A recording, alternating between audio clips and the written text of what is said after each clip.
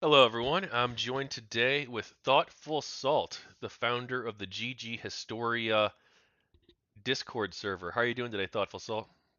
I am doing wonderful. Wonderful. Okay. All right. Well, Can't be glad to better. hear it. So, you created the GamerGate Historia Discord server. Why'd you do this? I created the GG Historia Discord server to kind of like try and collect notable people in GamerGate and GamerGate history from my perspective into a server where everyone could chat with each other and compare notes and hopefully after a certain point collect all the accumulated and combined knowledge into a project of some sort, maybe like perhaps a long form history book or podcast. A history book, huh? I hear Well, I someone else has mean, that idea. yeah, there's a lot of people who have that idea right now. Fitting because we're coming up on 10 years of Gamergate.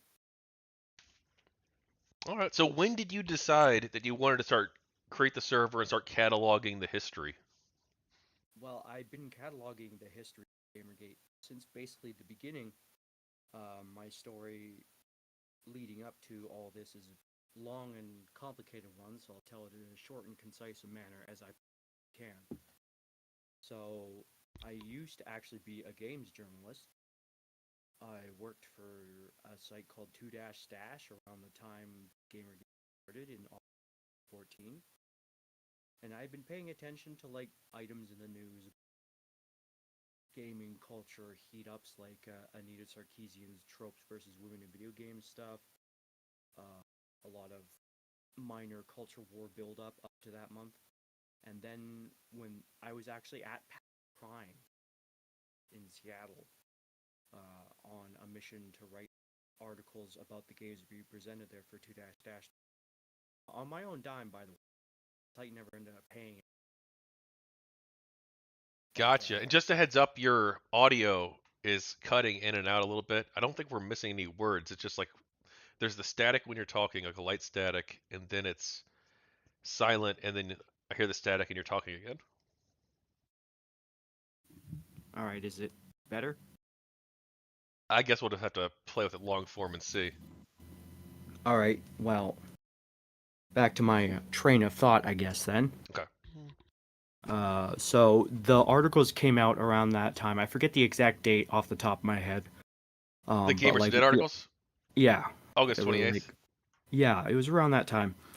Uh, and I actually met and talked with Zoe Quinn at that game PAX Prime actually. So that was kind of funny. I had played Depression Quest in the week leading up to it because there was a bit of buzz about her leading up to that as well. Because of the stuff that was happening to her.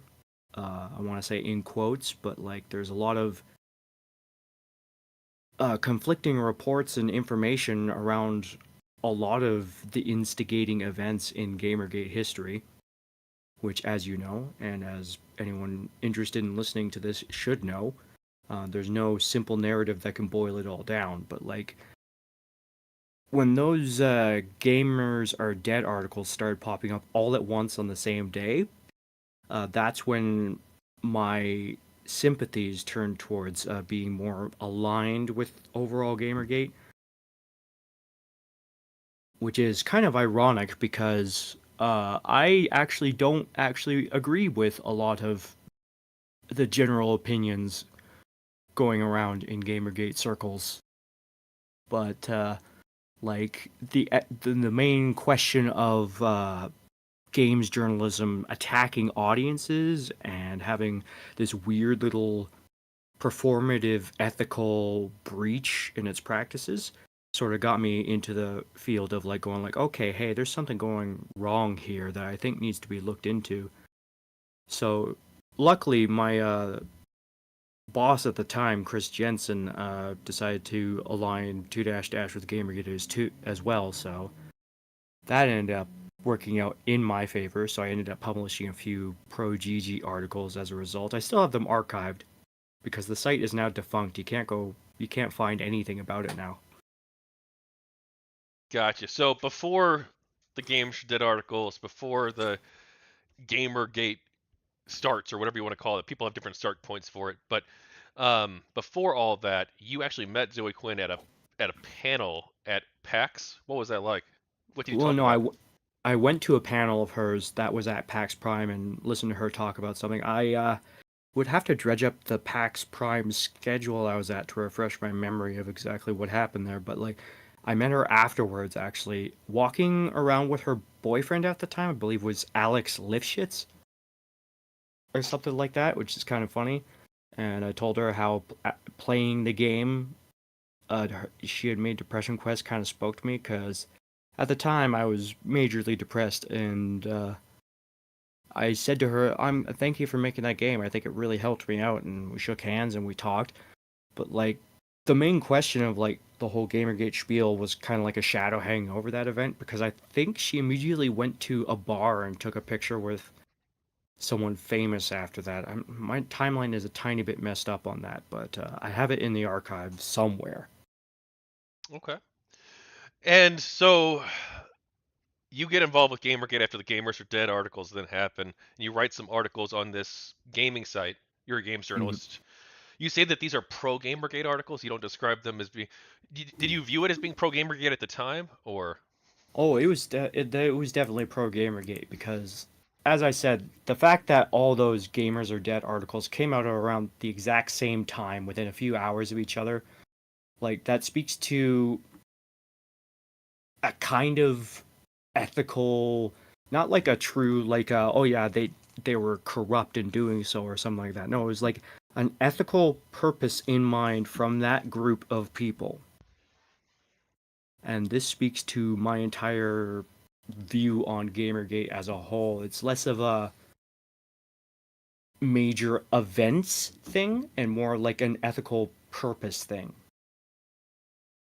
Oh, and I'm just trying to, yeah, go ahead. you say that you disagree with some of the Gamergate people on other topics. What do you mean?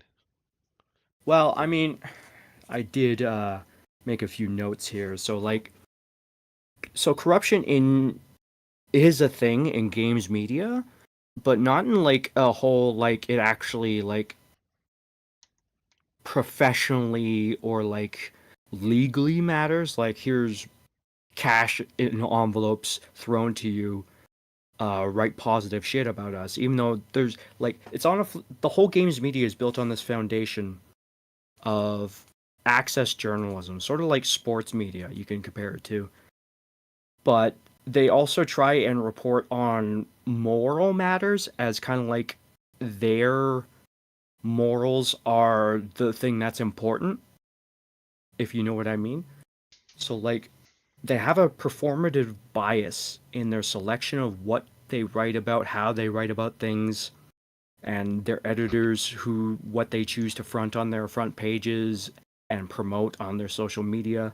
It's a performative front that like makes it different than sports access journalism. It's literally just like a let's front these things that we choose out there.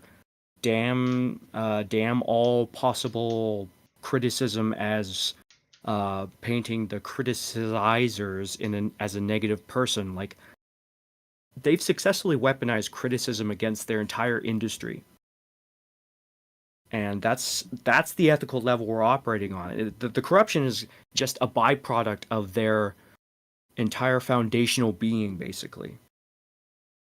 Because they have these political views that encompass a large portion of, well, basically everything, right? That everything is political. Um, because of this, it they feel like they have to cast aside their enemies, or why are they doing this exactly in your view? It's there's a lot going on here. Even throughout my 10 plus years of like archiving stuff related to this, because Gamergate really is just the beginning of this current era of culture war splicing. So you just have, I have a quote here from, like, it's just a general summation of my view on things. Like people on the aggro side, and I say G capital G R O aggros because that's what they are. they're like aligned against GamerGate viewpoints or discussion points. So what they will constantly throw to you, and actually this came to light kind of recently with some Warhammer 40K criticism, where they're like, why aren't there any female Space Marines? And then people were logically like arguing points against that. And then someone posted this picture saying, why are you getting so worked up about things that don't matter? And stuff like that. So this quote I think is interesting because GG was about nothing according to Agros. It kind of like inculcated a counter response, and GG became about almost everything in our modern cultural sphere and culture war. Yes, we can definitely get to that. But first, it sounded like you were maybe a little bit skeptical about some of the harassment claims that Zoe had been making. Yeah, so this will relate to a larger thing that I want to ask, and kind of like want you to posit towards more people in the future, because I think it's actually kind of important. Like, I am not skeptical actually that harassment happened, because I actually am one of the believers that all of the literally who's and some, like, let's say, of the more vocal and prominent gaming media personalities did get harassment sent their way. Like, let's just say like death threats or like pervasive insults that kind of like went beyond the barrier of interactions on the social media themselves. The problem with their claims is that there's several problems, but the main problem with their claims is because of the nature and the way that the internet works, and especially social media, there is no way for a group of people, especially Gamergate at this time period, which was still kind of like early Twitter, early Reddit years. Let's just say there were the tools just weren't in place to kind of like do this. There's no way for a group of anybody to stop someone on the internet from sending someone else death threats or harassment. They seem to have this notion in mind that someone in Gamergate can just snap their fingers and go like, "Hey, you guys should stop this right now. It's not helping." But of course you can't do that. Not even today. Like, what is required is most people can only ever be reactive to stuff and events like that happening. And I mean reactive in the sense of like, oh, we can moderate these insults and comments out of these things that are posted in response to stupid things said on the internet. Or we can put blocking tools in place, we can have heavy filters in place.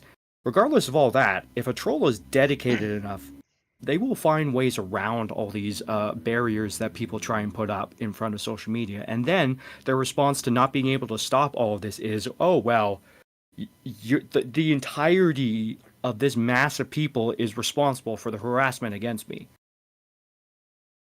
Well, can I ask, in your research, have you found any examples of confirmed pro Gamergate people who In sent death threats to these three people? I have never, in my research, come across a prominent or let's say rational actor in Gamergate saying, go and harass this person, saying, send this person a death threat, or saying, I wish this person was harassed out of their job, or I wish this person was sent death threats or killed, you know? Well, you say I prominent or what was the other one? Active person or Rational. prominent or rational? Okay, so were there irrational people who you saw that sent death threats who were pro Gamergate? Well, here's the thing. When I say like rational and stuff, that implies that like there was like a brain cabal, people who were had the ability to decide whether that happened or not. No, what I think I should have said was I when we talk about people who sent some agros, death threats, or harassment, um, oftentimes they would include like the hashtag Gamergate or hashtag stuff related to Gamergate, and it would just be incidental. Like, it would be people. My working theory is that I don't know if there was like a Russian element involved. I don't want to bring up that specter too much, but it's very possible this was the early some of this was the early stages of some of these bad actors on the international stage sending out like a test run of something. But like the bigger thing, I think, is literally just because this was such a formative social media environment where everything was still kind of like the walls were still being built up to like have filters and safety tools. Um, Trolls were much more able to have an impact, and they went buck wild at this like media frenzy and storm where they'd like, hey, I can have fun here, but I'm going to attach a bunch of hashtags and stuff to everything. You still see this today. A lot of bots will just attach hundreds of hashtags in their tweets or like their YouTube videos or other social media responses, or they'll bring up like certain words and phrases that they know will get a rise out of people because that's what works. But in my entirety of the research, and if you talk to most of the people in the Discord server, I guarantee you they won't be able to recount a single instance of anyone ordering this to happen or like saying like you should go harass this person or something like that. So you mentioned the specter of Russian interference. I know that you kind of you say that you don't know if that's true or not. What makes you think that something like that could have been the result? Russian or Chinese or Iranian or whoever government trying to stir up chaos?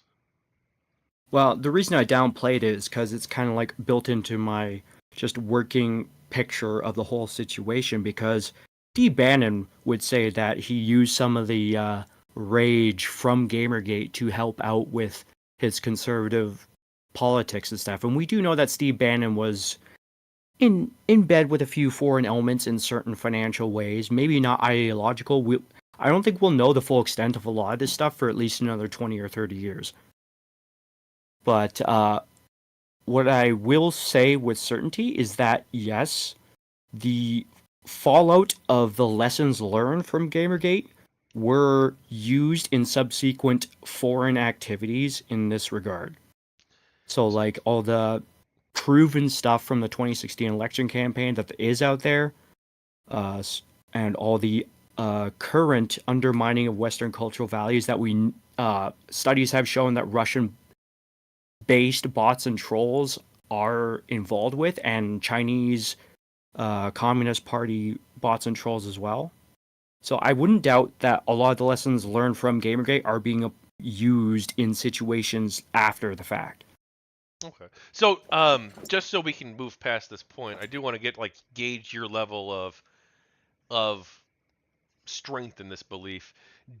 Would you be willing to bet money that within the next 20 years, let's say by January 10th, 2044, that we'll know that Russian or other foreign governments used the Gamergate hashtag to try and further chaos?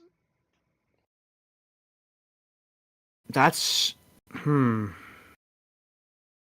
because most of my emphasis on that was them using the aftermath and the lessons of. But like I said, it could have been used as a test run because what people tend to forget this, but during the main wave of claims of harassment used by gaming media against Gamergate, a bunch of Gamergate members on Twitter actually tracked down several of these trolls, and they were from foreign countries. Like, I believe some Gamergate people on Twitter tracked down one of Anita Sarkeesian's main harassers, and he was from Brazil. Yeah, but he was a Like, he just was a games journalist in Brazil. Like he wasn't like a Russian troll as far as I can tell, right? yes, I know, but like the point is, like a lot of this stuff came from like foreign addresses and IP addresses that we'll probably never be able to track down. The question of whether I would bet money on Russia being directly involved would be, I don't think I would. Okay. My emphasis was on the aftermath, like stuff like Steve Bannon and the Breitbart side of things. It wouldn't surprise me if like some Russian trolls like cut their teeth in the Gamergate maelstrom, though. But you wouldn't bet money on it. Well, I mean, I'm a poor guy. I can't afford to bet much money on anything either way. Hey, you won't be a poor guy in 2044. Hopefully. Well, I probably won't be alive in 2044. That's a sad story. You're young, aren't you? Yeah, but World War III has a non-zero chance of happening this year. Well, then you won't have to worry about the bet. Fair enough. Fair enough. Okay, I'll bet you $1 that there definitely then was some foreign-based trolls who saw what was happening in GamerGate, and maybe some early risers cut their teeth in some of that maelstrom, trying to figure out how can I incite things here. Well, Gamergate was a global controversy. Like there were definitely foreign trolls, like the guy in Brazil, but like by foreign trolls, there's a difference between like a guy who lives in Russia and like doesn't like Anita Sarkeesian, so he sends her a mean tweet. There's a difference between like that and like someone who's paid by the Russian government to do so, right? Well, well, it goes back to the Steve Bannon thing where they said they utilized some of the people and rage from the Gamergate. So it's like it's a question of some of these people cut their teeth and then were picked up by people like that, recruited after the fact. Shit, I was gonna say something really important, but here's the whole thing. This is what I've been formulating in my head for a couple of years. Here's a question I want you to ask all these people who are aggros or who like say that, well, Gamergate should have stopped all the harassment. There could have been people who said stop this, even though we did. There's a famous image that was retweeted by Total Biscuit when he came out in favor of like Gamergate stuff. He says, "I do not condone harassment. I support ethics in games journalism." I actually have that image saved in the assorted images folder currently. It's near the bottom, I think. But here's my thing. Here's the question I want you to ask these people. How exactly do you propose anyone actually stop these trolls or bad actors on an open internet? How also do you do this without violating several of the concepts vital to our open and free society? That's a good question. Unfortunately, I hate to be the bearer of bad news on this, but I Hmm. probably won't be interviewing any more anti-Gamergate people, or very many people. I've only got a handful of interviews left, a very select few interviews left, unless like Anita Sarkeesian wants to like participate. I did Well, reach no, out to this her. is more in general for people who are listening to this and have like come across people who said, "Well, yeah, you should stop the harassment," or like, "Oh man, it's such an impossible task for you to stop harassment, isn't it?" It's like, okay, how do you actually expect us to do this? Do you expect us to literally preempt people like Minority Report and say, "No, you cannot say that"? Well, there's like two tracks that they could go with this, right? One of which is like Hannah Zamora's view, who I have interviewed. She's an anti-Gamergate person. She says that the Gamergate people should have created like an official organization. That way, they can be like, look, we have an official list of members. None of the people on our list are the ones sending the harassment, so it can't possibly be us. Well, here's a funny thing. On Twitter, there actually sort of was during that whole shebang. You remember that? It was called Gamergate Harassment Patrol, or GGHP. And what they did was they went around on Twitter and they reported any harassment against people that they could find to try and get these accounts taken down. Yes, but the harassment patrol, that's not like a list of members. That's just people acting on their own within the disorganized nature of GG. Yes, and I do get her main point. But the thing with the whole like they should have organized. This is such a disparate set of people. Like GG is one of the most ideologically diverse reactionary movements I think that exists. Because first of all, you have people like me who could be described as light social justice warrior. And then you have like all sorts of spectrums of people all across the whole shebang. Like you couldn't describe Oliver Campbell and Milo Yiannopoulos as having the same viewpoints, could you? It's just not possible. Yeah. So like having a bunch of those people form a focus or consumer group also would have been very, very hard in the media environment where if they did form an organization, gaming media would make it their mission in life to make sure that never had an effect on anything important in gaming media. So Well, it would have been useless no matter what organization would have been formed, or like even by the means, or it wouldn't have been able to exercise any form of power or meaningful agency within the environment that existed, no matter how much these people wish we would have formed like an official organization because it's a fantasy. It's in their heads. They want to assign a level of culpability to people that they can look at and go like, yeah, these are the people responsible. Another It's just track, madness. another tack that they could use is they could say that the GamerGate community, quote unquote, that's a huge amorphous thing, but like probably there is like something you could point to regarding that, whether that's like the auto blocker or Kotaku in action or GGHQ or V or whatever. But like the people who are talking about this stuff and consider themselves to be involved in Gamergate on the pro GG side, who think of themselves that way, some of those people did become fans of Ethan Ralph or of Milo Yiannopoulos. Now, I don't think that like Milo or Ralph like sent Anita Sarkeesian death threats. To my knowledge, I have no evidence that they ever did something like that. But like Milo did out Brianna Wu as being supposedly trans for like basically no reason. Like he had no real journalistic reason to do this. He basically just did it just to fuck with her, and that's kind of like not good. Yeah, there is a transphobic element within Gamergate circles hovering around in there, unfortunately. But it's their opinion. They're fucking free to have it. The response that KIA had to this though was the best, where they're like, "Okay, listen, we're just gonna ban any use of this, any use of like this word. I forget the exact word. It was either transgender or anything like that. And we're just gonna say, you know what? If you want to talk about this, discuss it elsewhere. We don't really care. And also, slightly to prevent being banned by like Reddit's weird algorithms and moderating decisions. But like, it has had a wonderful effect of just like making whoever transphobes are still hovering around just kind of like disappear from large swaths of the community, and also just like have to use like weird circling language. So like, because of the diversity of Gamergate though as a movement, like all the people there, it's like KIA just has all sorts of people in it.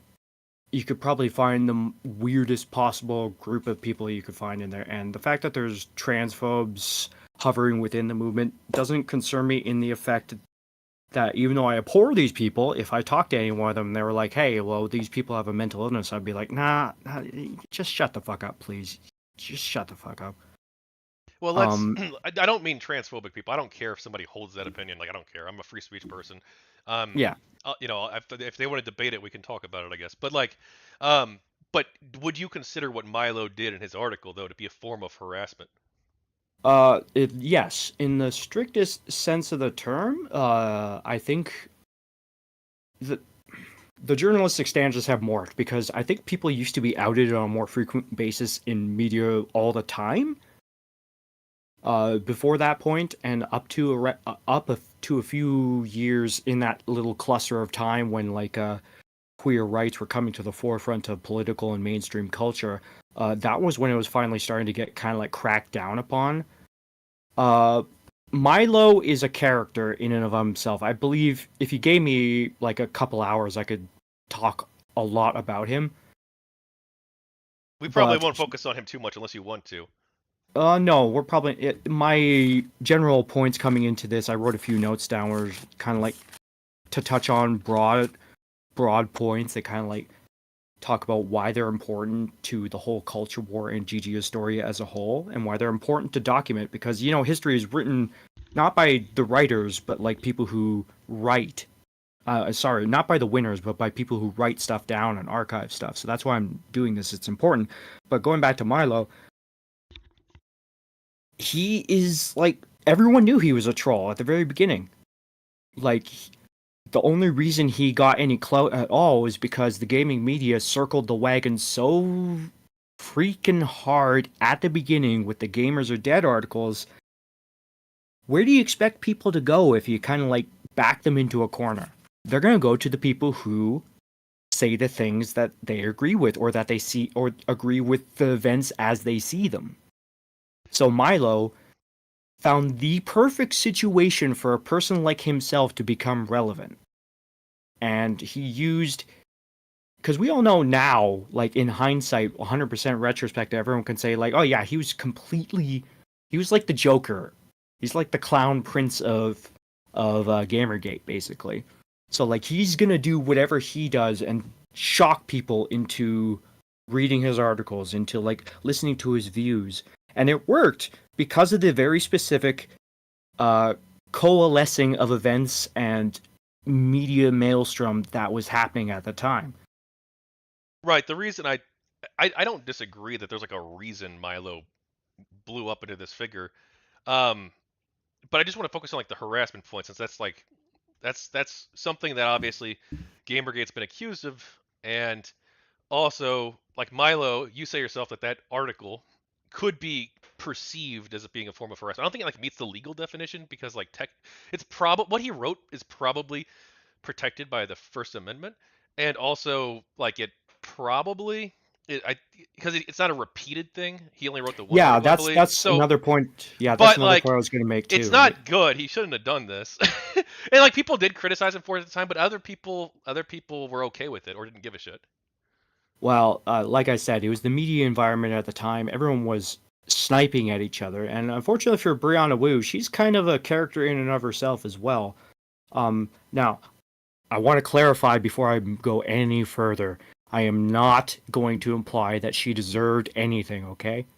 What I am going to say is she was saying a lot of very and claiming several very stupid things, and a lot of people had took it upon themselves to respond in like critical ways, I want to say.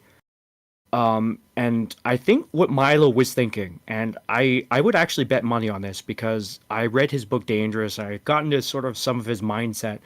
It's like I would bet money on him that he actually thought that he was performing a public service, because I think he subscribes to the view that transgenderism is a mental illness, and therefore anyone who has transgender traits or tendencies is gonna do and say crazy things as a result.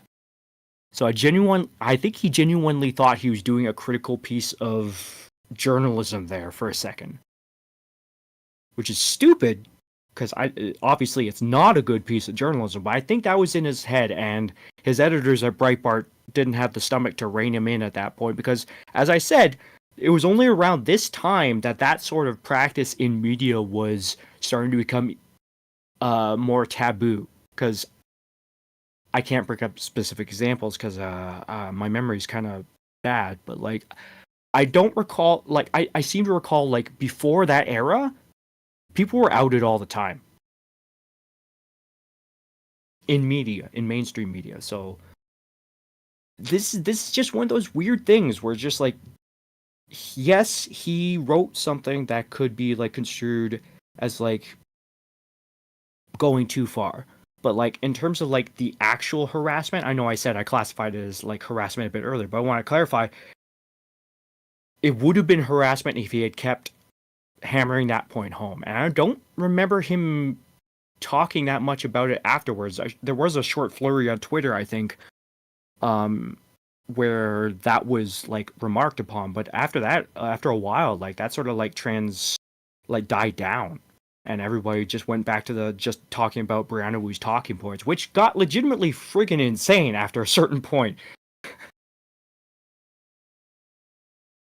Okay, so I do want to I don't want to get too hung up on this. I just do want to just say, so if Brianna Wu says, look, one of the people who supported Gamergate and gained something of a following off of it, Milo, at least in the beginning, um, was someone who arguably crossed the line. Is it fair for her to say that Gamergate's a harassment campaign against her?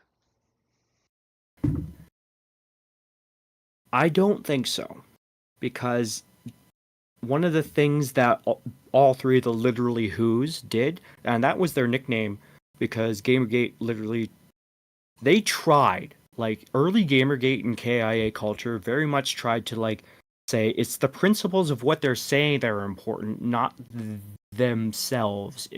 But eventually, you come to a point where these people keep on saying such stupid things that you can't help but go like, okay, maybe they're just stupid people in general. So you gotta like call them out for what they are. But all three of the Literally Who's would successfully manage to weaponize the term ethics in games journalism into being a what they call dog whistle or like a negative thing. Like there's this recent thing that people on the left have tried to accuse right wingers of called stochastic terrorism. And do you know what that means? I've heard the term. I looked it up once. Please describe it for me, though. It's like they use sorry about that. They use it as kind of like okay, stochastic terrorism is redefining words to mean different things in a negative way against groups of people. But the term the main application I want to use in regards to GamerGate is they managed to like it's not terrorism what they did, but they generally stochastic redefinition. They used it to demonize any calling out of ethics in games journalism or like any criticism of any people involved at all in Gamergate, or let's say culture war side, uh, social justice warriorism or wokeism. Can you define what GamerGate was? Gamergate was a consumer revolt against a gaming media landscape that had nothing but contempt for them. Do you consider yourself a gamer? What does that mean to you? Being a gamer just means that you love video games to the point where you want to talk about them. And I just want to say this one very, very happy thing. I want to let all gamer gators know you won. And you know what the indicator of that is? Gamer is still the preferred term used to describe someone who loves to play and discuss video games. Early on in Gamergate, there was this slight movement by gaming media actually to replace the term gamers. This is the whole genesis from the Gamers Are Dead articles. They tried to replace it with terms like player or person who plays games. Well, they fucking lost that fight, I want you to know. They lost it so bad that they haven't even brought it up since. Is the term gamer gendered to you? Nope. Is a word that can be used to describe literally anyone who plays games, whether you're heterosexual, transgender, bi, LGBTQ plus, whatever letters you want to add on to the end of that, whatever identity you have, black, white, brown, whatever. It doesn't matter what niche you occupy in society. If you play games and you love them enough to discuss them with other people, you're a gamer. That's it. I know we've already touched upon this, but on August 28th, 2014, 10 competing publications all published articles on the same day. These 10 articles were followed by 9 additional articles on other mostly gaming sites over the next few days, which some saw as calling for an end to the gamer identity. What do you think of these articles? Oh man, they're funny. Gamers are dead here. I believe. Yeah, definitely a lot of articles here. I have a whole folder here full of all those articles. And it's hilarious, man.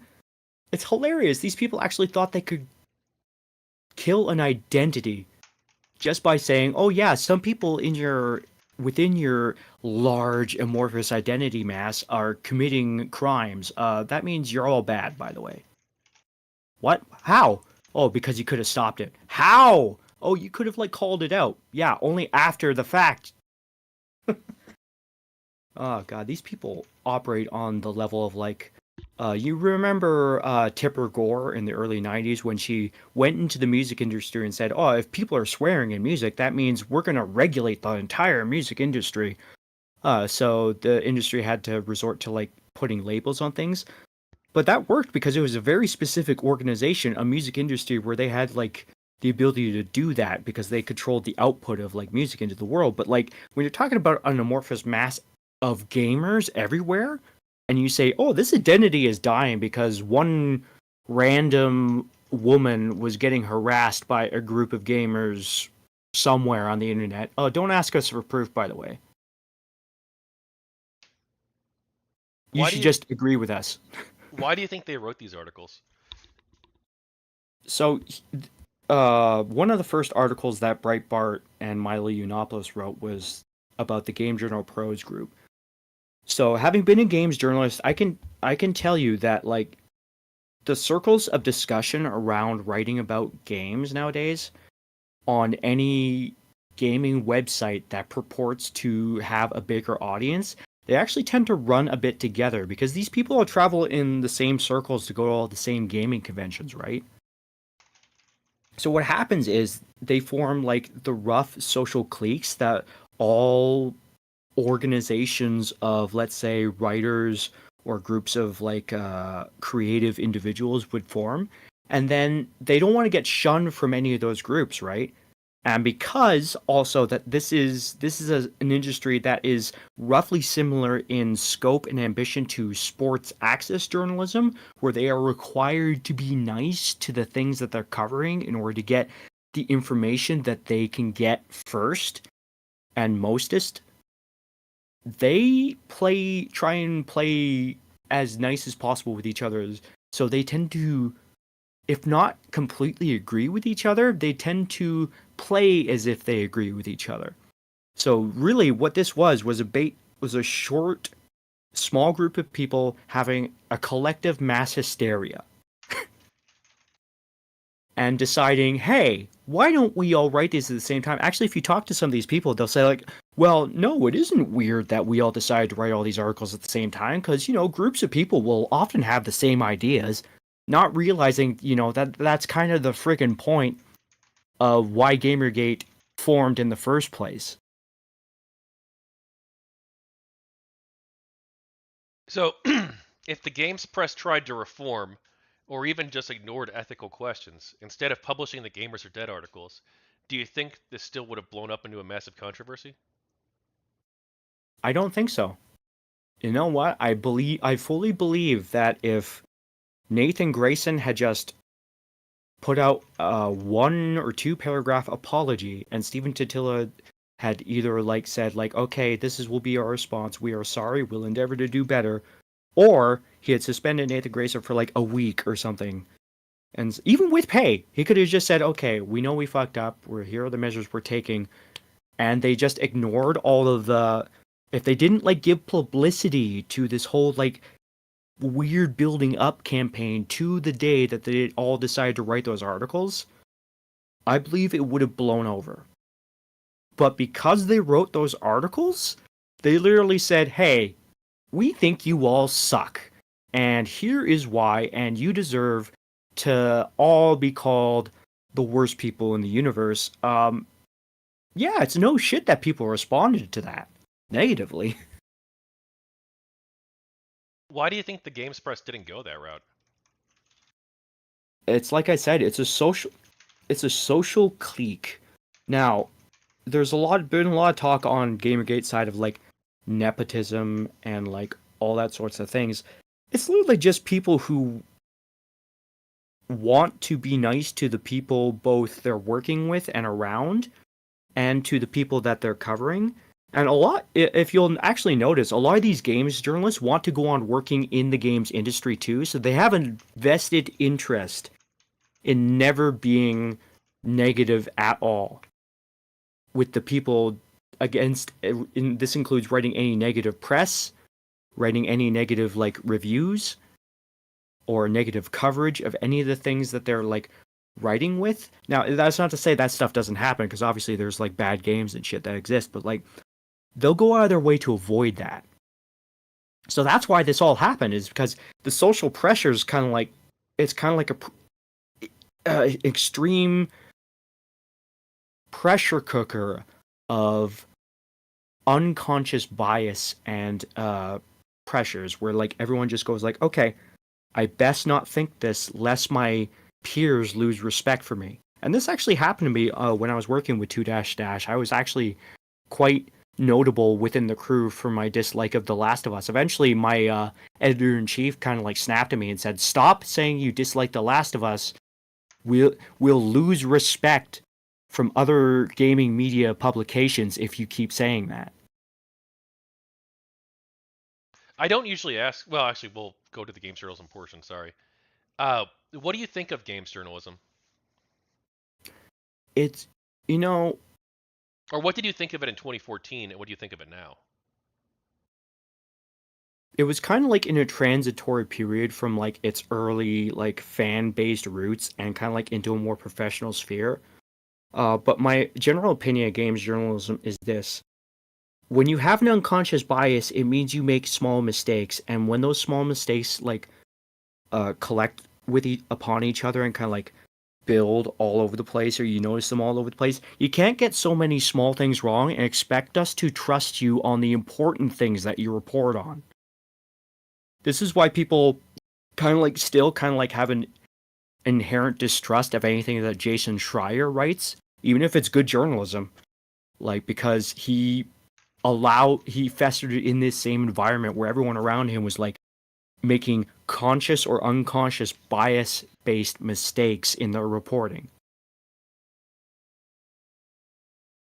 And that just engenders mistrust in the important things that you try to report on later. Like if you want to report on an important topic in video games, like let's say sexism in certain games industry areas or like at certain companies, there has to be a level of trust between the reader and you when you write these things, because and they don't have that trust because they've proven time and time again they'll double down on their mistakes and say no, I've never been wrong.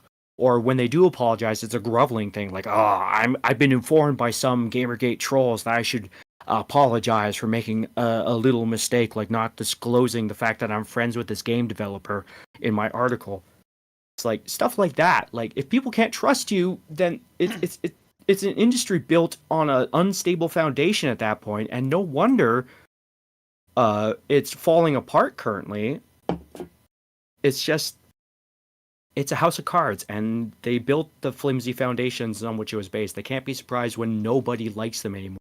In fact, I read a couple of tweets from like a couple of games journalists a year or so ago when they were like lamenting the fact that no one asks them how to be a games journalist anymore. They're all like, no one ever asks how to get into games writing anymore. They're always like treating us with open contempt nowadays, even everywhere, even in real life. They like barely acknowledge us.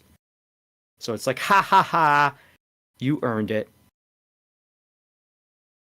What kind of reforms would you like to have seen happen? Literally, I think I laid it out just a couple minutes ago. Own up to your mistakes. Like own up to your biases and at least like say like going in, okay, we're reporting from this angle or something like that. Just have like the ethical bases of good journalistic organizations built into your foundations. But if you have biases, just admit that you can't get over them. Like Polygon, for all its mistakes, and Kotaku, at least now kind of like are open about their biases, but when they were in that era, there was like those biases were as apparent immediately, and a lot of people were just like taking their articles as read because they're like, oh, they're journalists, they're objective and unbiased, right? It's like no, the reform element is basically just incorporate ethics and keep at it, admit when you're wrong, correct mistakes in an honest, transparent way. And I think if you can build a level of trust between you and the reader now and kind of like not insult their intelligence and make sure that when you put opinions in that people know that they are just your opinions and not reflective of your entire organization that you're writing for, stuff like that, like little small things. I believe Super Bunny Hop did an interview with a games not a games journalist, an ethical no a professor of journalism, and he basically said, yeah, that yes, sleeping with someone who you are going to cover for a story, as Nathan Grayson did with Zoe Quinn back in the day, is an ethical violation. And just because Stephen Tutillo said, "Oh, we investigated and we found that Nathan Grayson did nothing wrong," does not mean that he didn't do anything wrong. So, if that foundation had been put in place at some point, even during the controversy, and as I said, if Nathan Grayson had issued an apology and said, "Listen, I fucked up. Here's what I'm gonna do going forward," stuff like that, it would have been It would have blown over entirely. Instead, they decided to declare war on people calling out these ethical lapses. So here we are now, 10 years later. No one's happy.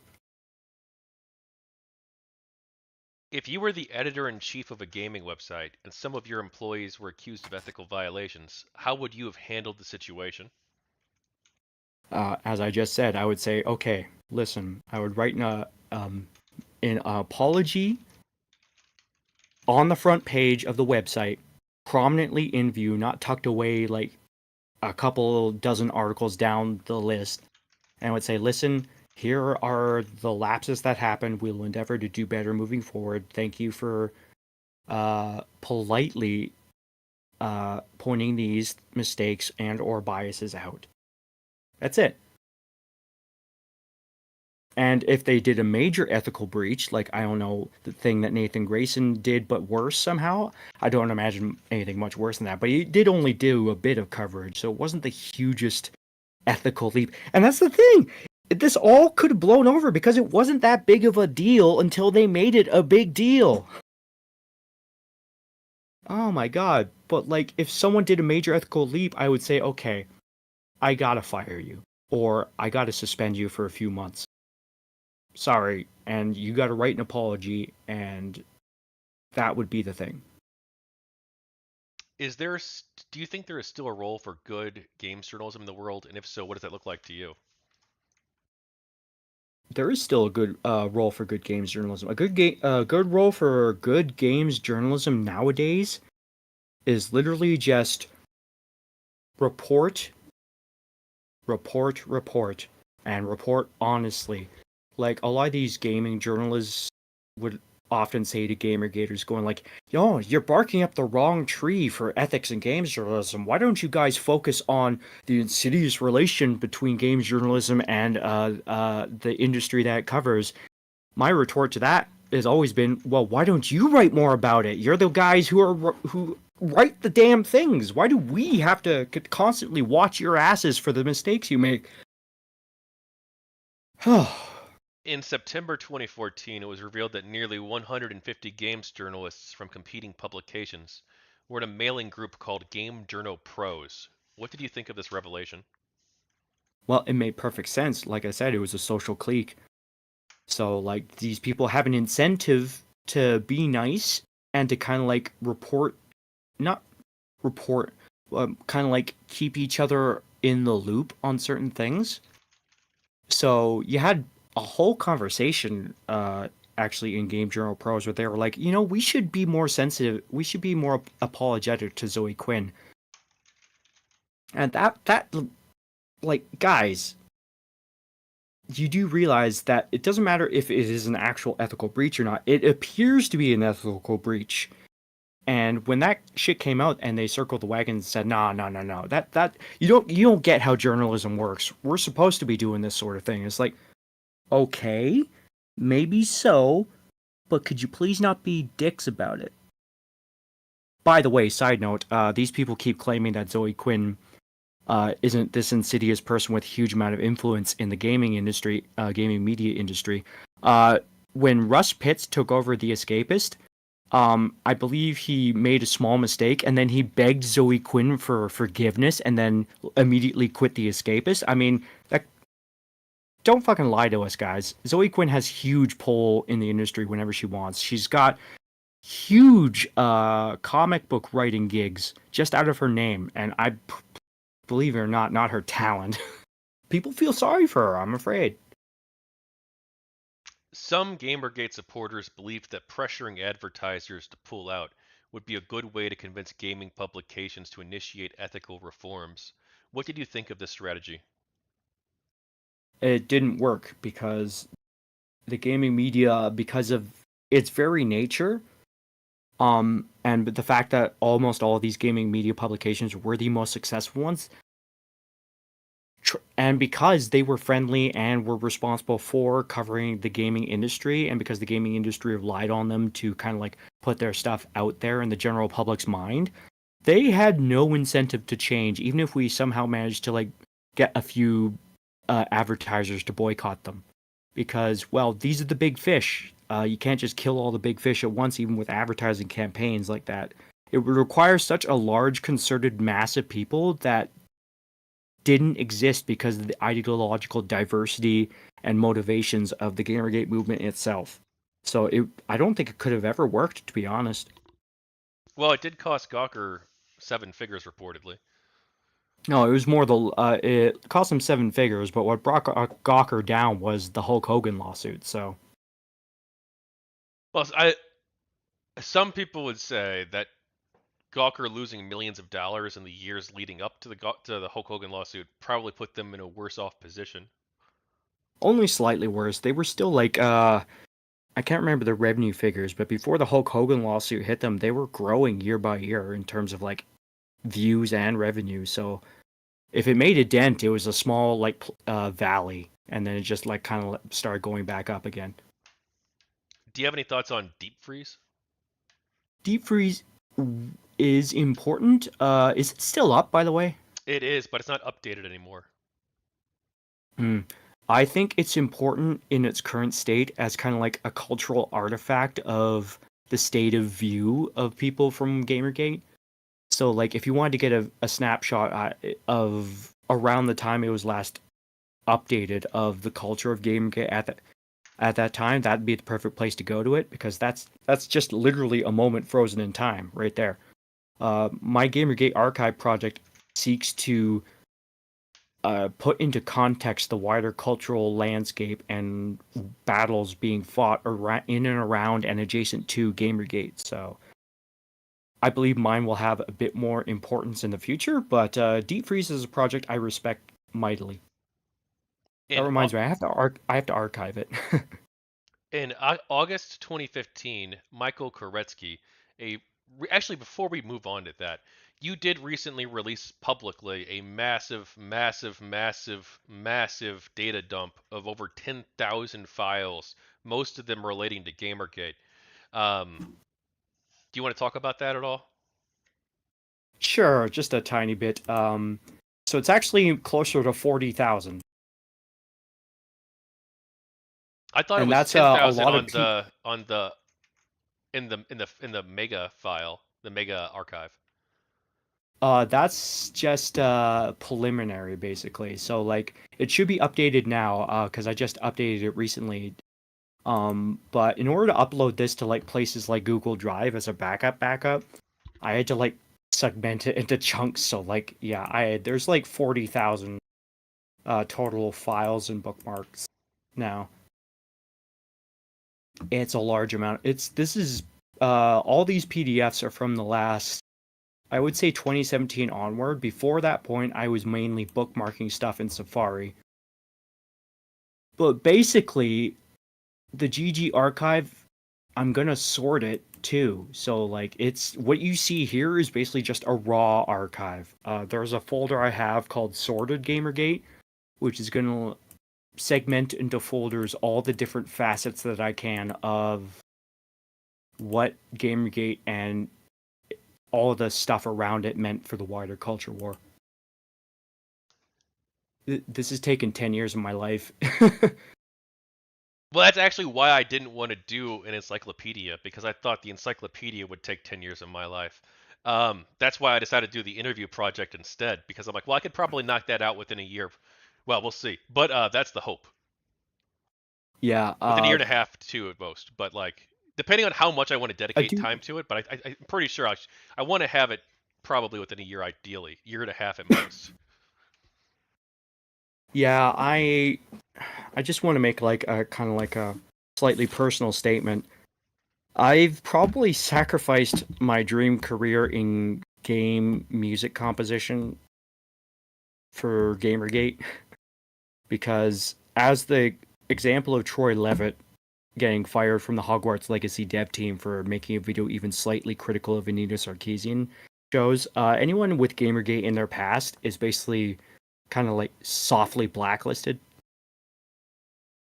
Yeah, I It do. saddens me, but I Go ahead, keep sorry. going. No, go ahead. No, you go ahead first. I was just gonna say, I just want to qualify because Troy himself, he identifies as being GG neutral, just so no, everyone's clear if they're reading the book or watching the stream. Yeah, Like I've sac yeah, like any all it will take is someone going through my Twitter feed and some Kotaku journalist will probably write, "Oh, this person supported GamerGate. They should be put off of the development team," which they did with Troy Levitt's case. It just shows you the level of malevolence that a lot of the aggro show, and that's what kind of also keeps me GG aligned is the gloating, the snide superiority, the I know what's best for you attitude of like aggros. And the fact that they are demonized Total Biscuit, John Bain. I don't want him going down in history as a bad guy. That's actually kind of a main motivator for me sticking around, doing all this archiving and stuff. I don't want him to go down in history as a villain. And the fact that Leigh Alexander celebrated the day he died, and several games journalists responded to that tweet going like, "I know what you mean," when she said like, "Oh, I feel suddenly as if my day got brighter," when the news came out. Do you have archives of her That's, saying this? I believe I should. Okay, send that to me after I got because I want to verify claims that are made against specific people and specific organizations, just so I'm factually accurate for the book. I gotta track that down. You could also ask in the GG Historia Discord to see if anyone has, because it's buried somewhere in my PDF files. In But I August could search it up. in August, doesn't have to be right now, it could be later. In August Yep. 2015, Michael Koretsky, a regional director for the Society of Professional Journalists, hosted the SPJ Airplay conference. The idea of the conference was to have journalistic ethics experts meet with Gamergate supporters to discuss their concerns about games journalism and the way the media covered Gamergate. The second half of the conference was interrupted by bomb threats, forcing the convention center to be evacuated. Do you have any thoughts on this event? I had ECT like a couple of years ago, so my memory got jolted a bit. So this is why another good reason I kept all these archives so I could like go back and research it. But if I recall correctly, yeah, it did kind of go sour in the end because of that, right? And after that, people just stopped engaging with each other positively because I don't recall any big movement after that to kind of like have a industry-wide ethical rebalance. But the bomb threat thing, if I recall, this was around the same time Anita Sarkeesian got that famous bomb threat sent to her. Well, this was a I bit believe, after that. yeah, a tiny bit after that, but the FBI investigated that one and found it not to be credible at all. But of course, gaming media ran with it. But there was also another meeting at GG in Washington. Milo attended, and that got sent a bomb threat too. And so did the one in Melbourne, Australia. Yeah, yeah. I went. I actually helped. I actually went to a GG and BC event and stuff too. So those just happened all at once that year for some reason. GG uh, in where? in BC. British Columbia? Yeah. Okay. We'll get to that. Uh, We'll get to the meetup stuff later. yeah, of course. But like those bomb threats, like it just proves that I think my working theory is that there was just a mass of like these trolls. I don't know if they were organized, like I said, until after the fact. But there definitely was just this huge mass of people who saw an opportunity to go hog wild. And I believe you interviewed one of them. I've interviewed two of the Like, trolls, though they don't admit to calling in the bomb threats. yeah, no, they didn't do the bomb threats thing, but like they're just an example of the wide swath of possible people the troll pool could have drawn from. So What? Do you have any thoughts on the airplay event itself? it was a noble attempt, but honestly, I think even if it had ended with some people shaking hands and saying, "Oh yeah, we'll implement this," I don't think anything would have happened on the gaming industry side because those people just really love to circle their personal wagons. Why do you think the media largely didn't cover Gamergate? Okay, Oh no, so sorry. when I'm you sorry. Why do you think the media largely didn't cover SPJ Airplay? My bad. okay, good thing you clarified. I think because they just didn't give a damn, and they had successfully like weaponized or stochastically redefined ethics in games journalism to be a smokescreen or dog whistle to call for harassment against people. So at that point, no one gave a damn. No matter what good intentions any GamerGator could have had, no matter what poll they might have had from that point forward. It didn't matter. Media didn't care. Do you have any thoughts on other GamerGate panels like the South by Southwest Save Point panel or my panels at Arch Anime and NatsuCon? They were short little bursts of what was allowed before everyone kind of like shut all that talk down. Um, a good inflection point is around 20, I believe it was around 2016. The Escapist got taken over by new management. Correct me on the year if you can, but like the forums immediately implemented a no Gamergate talk, and what they meant by that was like, oh yeah, you can't point any pointing out of ethics issues in games journalism means that you're for harassment, and therefore we're shutting any talk of ethics in games media down permanently. That's just a very vast, broad symbol of what that actually meant to the wider media industry at large. You can't talk about this stuff anymore because, well, you're a harasser then, aren't you?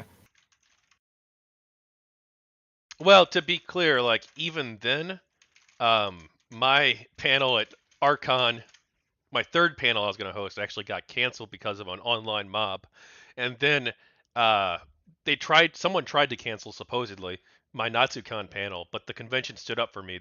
I don't think that was a public campaign. Just someone sent them an email trying to demand that they cancel it, and they stood up and said no, they believe in freedom of speech and open discussion. So even then, people were trying to cancel events. Plus, Cucuruyo's debate at Comic Con in Spain was also canceled due to an online mob as well. So like even then, people were trying to shut down the conversation. Yeah, like I said, so stochastic redefinition. They basically, no matter what you might actually be personally for, all it'll take is someone saying, "Oh man, look at him. He's a gamer gator. He's calling for what was your panels on, by the way?" Gamergate, basically just Game. Gamergate, Yeah, straight up. look, they're discussing ethics in games journalism. That means they're actually harassers and trolls. It's a smokescreen. It's an intentional smokescreen, so people can hide behind that smokescreen and harass people. They What keep using that language, by the way. Innuendo Studios' alt-right playbook is frequently cited as the most reliable guide on what Gamergate means, and it infuriates the frick out of me because that guy might as well like have the tone of voice of a vacuum cleaner. He sounds so snide and like morally superior in his tonal voice as he lays out the well, since you as a broad right-leaning group never seem to be consistent on your opinions, you are all harassers and stuff like that. And then he said something very, very marked to me, which ties into everything I've been talking about, where he said something to the effect of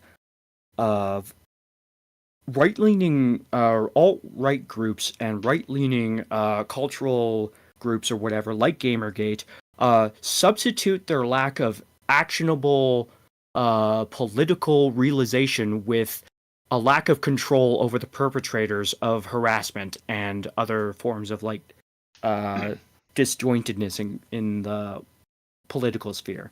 So what they mean by that is, oh yeah, if ever someone harasses someone in the name of like and attaches a hashtag like Gamergate, and someone else says, "Hey, can we talk about this ethical issue in games journalism?" No, they'll say, "No, you're that's a smokescreen. That's a dog whistle. Therefore, you're all allowing for harassment of people based on that." It's so asinine. It's so stupid. But these people know what they're doing.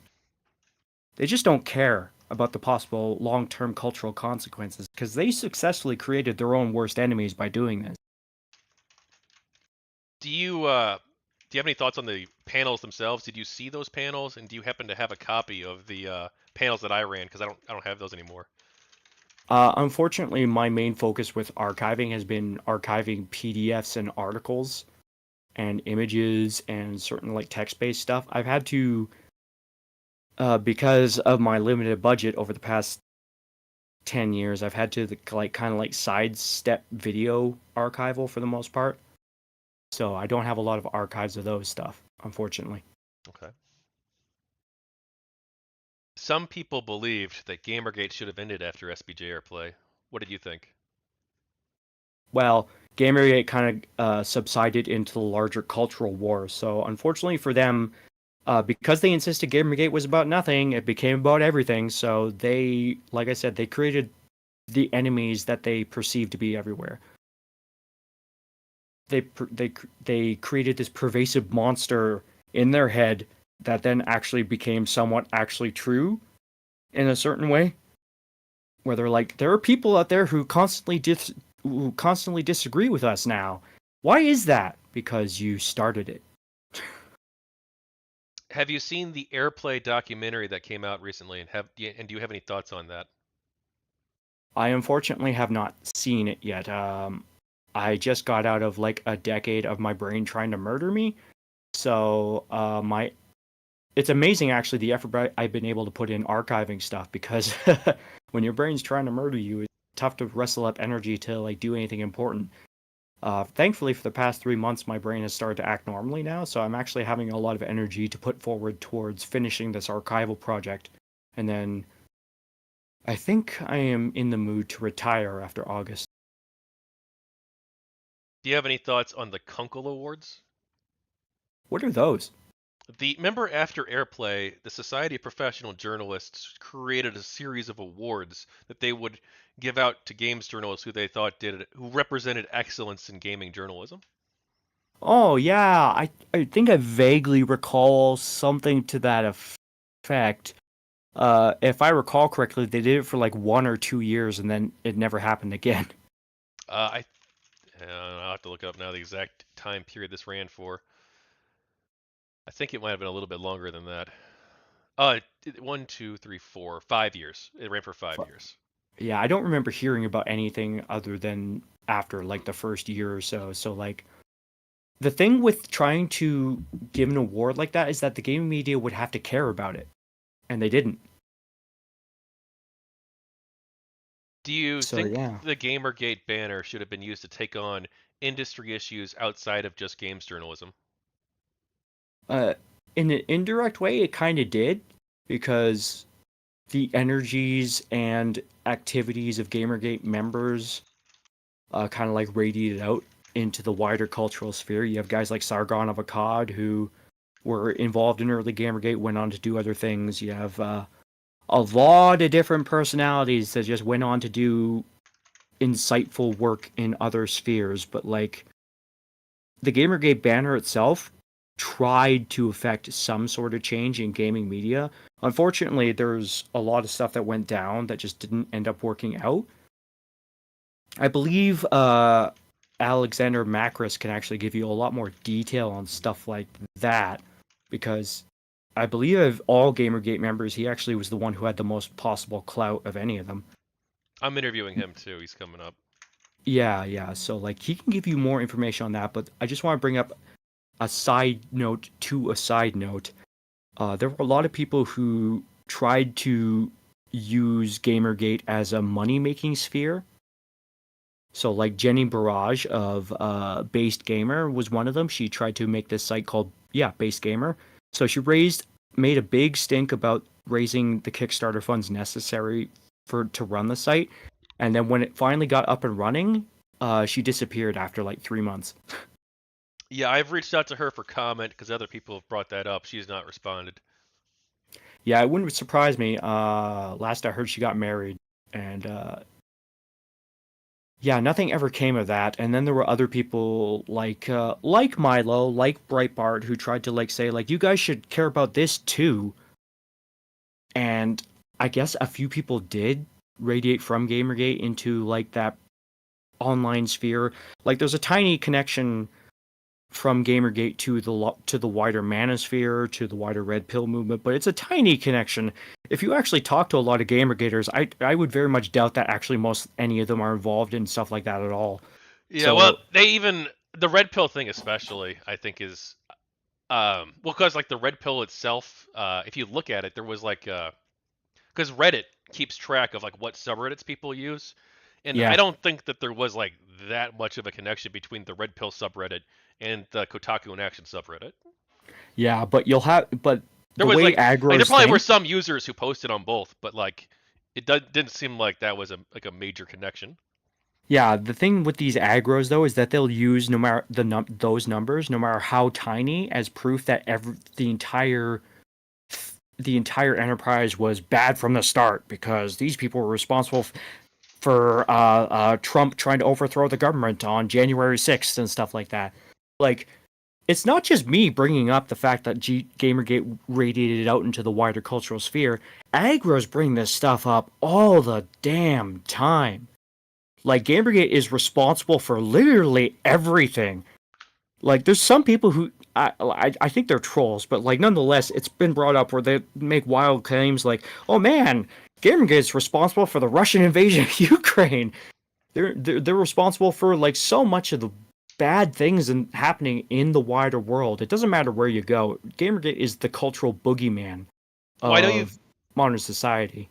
you've talked about you've talked about the people doing stuff after Gamergate. Though what I'm talking about though is the tackling gaming industry issues outside of game journalism. I'm referring to things like microtransactions or other industry practices that people Well, find bad about the games themselves. Not artistic elements, but like if basically you companies trying to screw people over. yeah, if you go on Gamergate forums like my Discord server or KIA, they talk about that stuff all the time.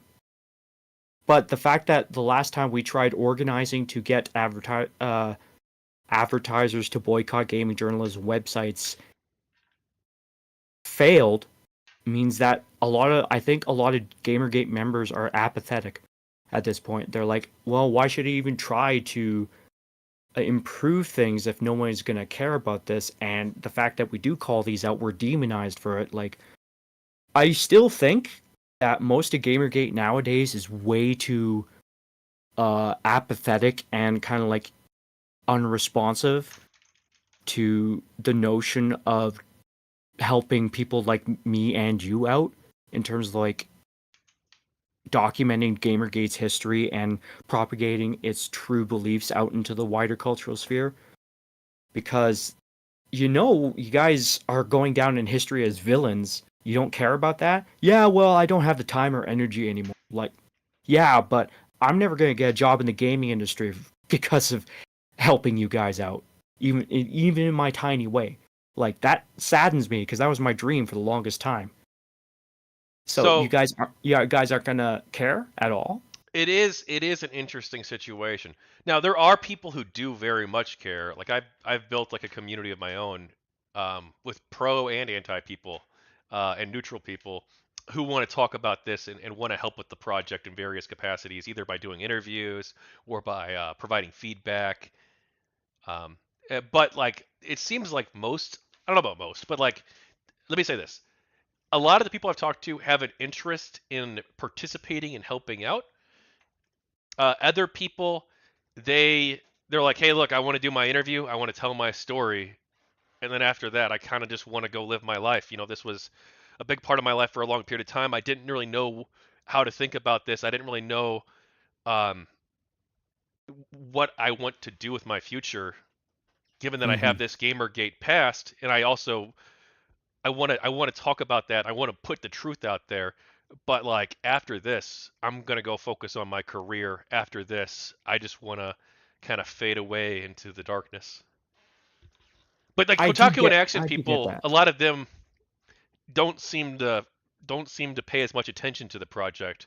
But also, the Kotaku and Action subreddit has blown up in recent years. Um, After the Gamergate stuff kind of died down, so I'm not even sure how many of those people even think of themselves as being pro Gamergate. Well, I do like I. It's not that I'm in total disagreement with the apathy because 10 years is a long time to care about something like this.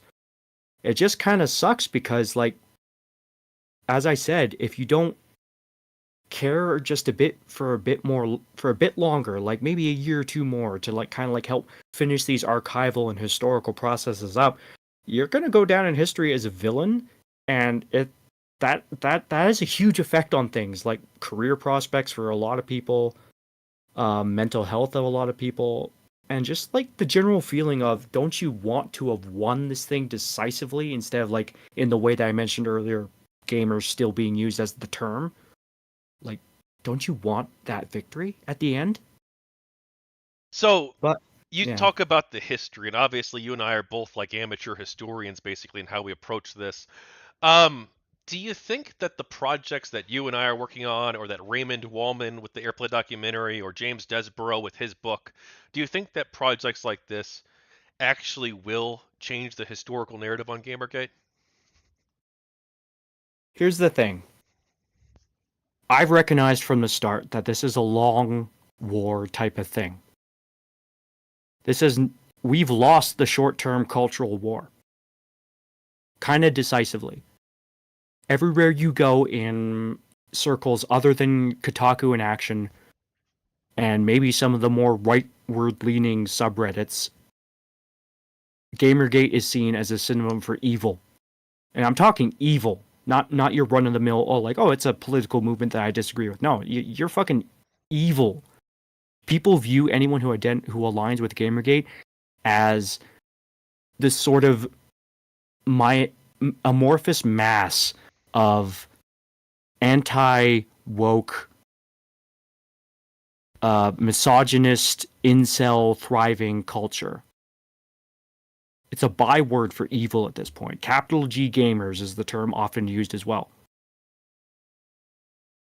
Were you But in? Good. go ahead. No, you go ahead first. Were you involved in the artistic freedom side of Gamergate? I do align with Gamergate on the artistic freedom thing quite a lot, actually. It's important to me that expression is not limited by factors within its control. Unfortunately, a lot of aggros believe the opposite ends. But going back to what I was talking about, projects like this are not for winning the short term war. They're for 20, 30 years from now when a historian decides to look back at the cultural aspects of this era. They're going back to an earlier thing that I said, history is not written by the victors, it's written by those who write it. So the fact that we've written these things, the fact that the Gamergate archive will exist for as long as I can possibly keep it up, that will matter in 20 to 30 years, not right now. You can take victory, you can take solace in that notion that maybe you could possibly be on the winning side in 20 or 30 years, but for now, you're just going to have to live with the fact that you're kind of like on the bad guy's side right now in the wider cultural sphere. What do you think about arguments about video games causing or reinforcing real-world sexist attitudes? I think those are more bunk than they are possible truth. There is that I've been vacillating back and forth on this over the years, but like the main thing about cultural media depictions of a lot of things is representation does matter, just not as much as you think it does. Notions of scantily clad women somehow demeaning real life women does matter in a slight sense, but never as much as you think it does. It's always like this little veneer on top of things. Like it's a critique that you can pull out and just go like, "Hey, I think this sucks." But these people think these things matter so much more than they could ever possibly could. And like I do think there's always a kernel of truth in some of these things, but like you can't you can't tell me that Bayonetta's presence in a video game is detrimental to real life women. You cannot tell me that with a straight face. When I ask people if she's sexist and they reply yes she's sexist, okay, I'm like sexist implies that it's causing damage to someone. So who is it sexist to? And they never have an answer for that. What do you think about what do you think of arguments about video games causing real-world violence? Those have been proven stupid true. Um, I want to combine these two questions together almost because like if any of these notions were also true, you would see spikes in relative crime data for aspects related to those aspects. So like if the sexist and detrimental argument were true, you would see spikes in like stuff like rapes, or like sexual harassment calls to police and stuff like that after the release of a video game, let's say featuring Dead or Alive Extreme Beach Volleyball. You remember those games? Yeah. You can't make those games today, can you? But like you would have seen spikes in violence and spikes in the Well, relevant crime Japan statistics. Japan does make games like that still. Yeah, and they're great, aren't they? Well, to certain people, I never Yeah. partake in that sort of thing because If you do, you I can don't just care, man. Do whatever the fuck you want, man. Play whatever games you want. yeah play what you want. But if the violence thing were true too, then you would see spikes in violence after the release of games like Grand Theft Auto. You never do. Like these people think they're saying something clever, but in reality, they're just saying how showing everyone how vapid and useless they are as purveyors of critical thought. I used to make videos all the time. I used to make a lot of like video game reviews, and I kind of like sort of slightly bought into that when I was making videos for 2 Dash. Like I remember Advanced Warfare when it came out, it had a kick-ass female warrior in it you could play alongside in the campaign. And I remember saying in the Game of the Year award videos that I did for that site. By the way, I was the only one making good video content for that site. Let that be known, Chris. Uh, I remember saying in the script, well, as you fight through the campaign and with a kick-ass female warrior, this game shows its greatest virtues or something like that. Like, it's impossible to describe how much like little cultural movements and waves can like coalesce into like people going over praising things just for having certain aspects or over criticizing things just for these certain aspects present in the games. It's like it really just became a morass. And I look at that video with some embarrassment because of that line. It's like it didn't end up mattering in the end because most people don't actually view Advanced Warfare as a great entry in the series anyway. Some political activists believed that using social media campaigns to demand artists change artistic elements of their work was a good thing, such as hashtag change the cover. What do you think of this tactic? It's it's censorship. It's a call for censorship and alteration. GG's guilty of this too, by the way. I think you can agree with that. Some people are. I was very consistent. Well, KIA often has like lots of threads where they're like, "Oh man, look at this woke bullshit." Um, Well, criticizing stuff's fine, but like yeah, but like demanding they take it out though. there are people like okay, so like in criticism, there's a philosophical discussion of like destructive versus constructive criticism, right? So like when you say stuff like that, and when aggro say stuff like change the cover or like oh man, ouch, my spine when looking at a video a drawing of a large-breasted woman, that's destructive criticism. You do not want that thing to exist. So you might not actually be saying I want this changed, but you kind of are in the way that you are framing your words. Words matter. You got to use them precisely. You can't just say stuff and not realize how people will perceive it when you say it or how it will be used in the process of uh, the view of an overall work. So, like, destructive criticism like that, everybody's guilty of that. I think it depends on how they phrase it. Um, where do you think the lines are between criticism and advocacy of censorship? Well, the lines are: do you have actual power to influence this thing? Do, do you have the capacity to gain power to influence this thing? The Tracer controversy. Do you remember that controversy? Yeah, I defended the guy. Yeah, Tracer butt controversy is one of those examples where it's just like, I think this pose is out of character for her because she's too sexy. And it's like, on a certain level, you could like find an angle where that's a reasonable criticism, but like, I think this was still the era of like reflexive anti-woke stuff. So like, of course, other people are gonna see it as, oh man, you don't want a sexy woman in a video game ever. That's still with us. That whole thread of like people decrying the fact that an attractive woman is in a video game, and they want it like I don't know, change to be less attractive or like sex fan servicey. Yeah, but that guy, he posted his feedback on the forums and said, "Hey, look, I think it's sexist. Here's my suggestion." I think that's fine. I think that is actually what I wanted to see happen, not these hashtag campaigns like change the cover. Well, it's still sort of in the same vein, though.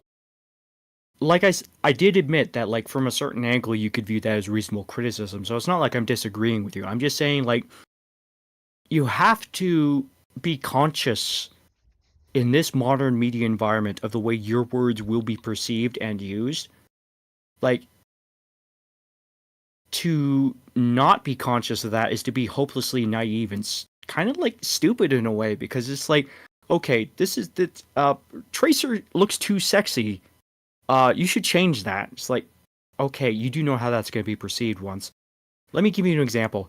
Luke Plunkett once wrote an article after one of the school shootings where he was like, the military should re-examine its relationship with video game developers, or the other way around, sorry. The video game industry should re-examine its relationship with the military after these school shootings. And like the entire article basically read as a summation of that sentence. So it's like, I tweeted to him, hey, this reads like you're blaming video games for school shootings. And he's like, no, I'm not. Can't you fucking read?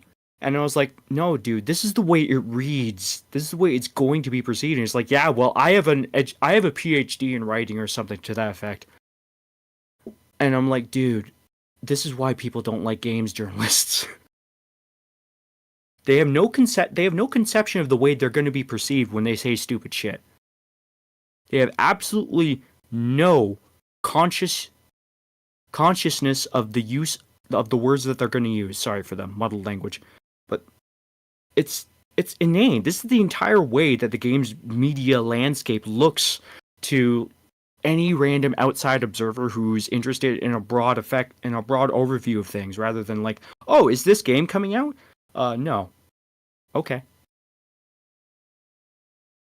Do you have any thoughts on the removal of content from Japanese or other foreign games when they are localized? Yeah, that's stupid. That whole recent localizer thing. That's another example. It's like a social clique just kind of like whirls in like a whirlpool and eventually gets to a center of mass that's so critical that it can't help but affect the entire thing. So like when localizers make these changes, like adding like weird references to GamerGate in a couple of these instances that I found, it just cheapens the whole thing. It makes these people look insane, and they don't realize that, because they're like, no, we're 100% right, even though a lot of us don't speak Japanese, or like, this isn't a one-to-one process, or you don't know what you're talking about. It's crazy. It's stupid. I hate these people with a passion, because they're like, yeah, our decisions, we make them unilaterally, and therefore they're the only correct ones because we have the right intentions. Stuff like that. Some critics of GamerGate have argued that the movement was mostly or entirely right-wing. Do you think that was accurate? There are a heck of a lot of right-wingers in GamerGate. Like, nobody could possibly deny that. But as I said way earlier in the beginning of this interview, when you back people into a corner, they're going to go to the people who will be willing to listen to them. So of course they're going to gravitate towards right-wing-esque figures like Milo, Sargon, Internet Historian, other such people. Well, Sargon was left-wing at the time. Well, when he's putting out videos at the same time of This Week in Stupid, and it's mostly featuring left-wing SJWs, it's nah. He was right-wing. Huge numbers of people disagree with the social justice warriors for like different reasons. Yeah, but like when you have that much of a conscious bias, it was almost I went through a lot of the earlier videos and it was just like there was almost no right-wing stupidity called out. So well, he was after the GG stuff. Oh, sorry, I'll let you finish your point. Nah, you can. I forgot my train of thought. Sorry. After the GamerGate stuff, he later ended up becoming like an anti-alt-right YouTuber who would like debate. He was like a debate bro who would debate like far-right people.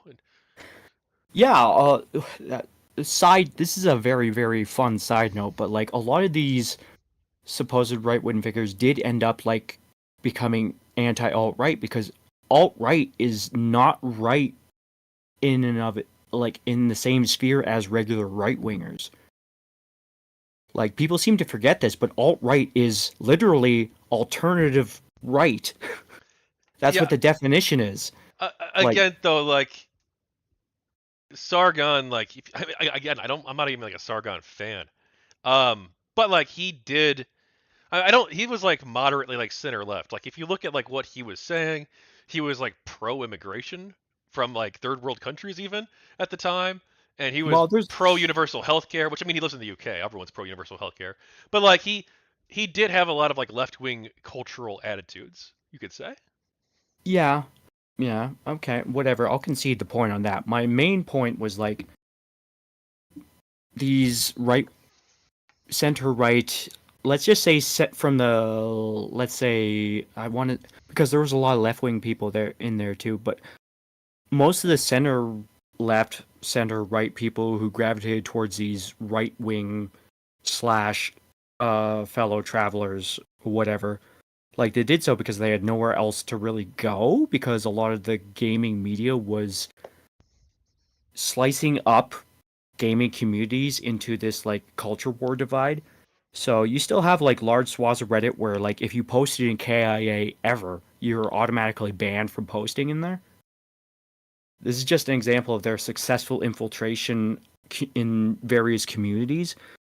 And Wikipedia too, that's a topic we could talk for hours about, but like gosh darn, that GamerGate article in Wikipedia reads like an angry political screed rather than an actual factual article. So so we have like a more clear. You say a lot of the people. There were a lot of right wing people. Do you think that that was a majority? Do you think it was a plurality? Do you want to put percentages on this? I would say 45% to and I would say like 35% of people were mainly right left wing who just like got lumped in with everyone by the Gamers Are Dead articles. It had a unifying effect. That's why I say they created their own worst enemy.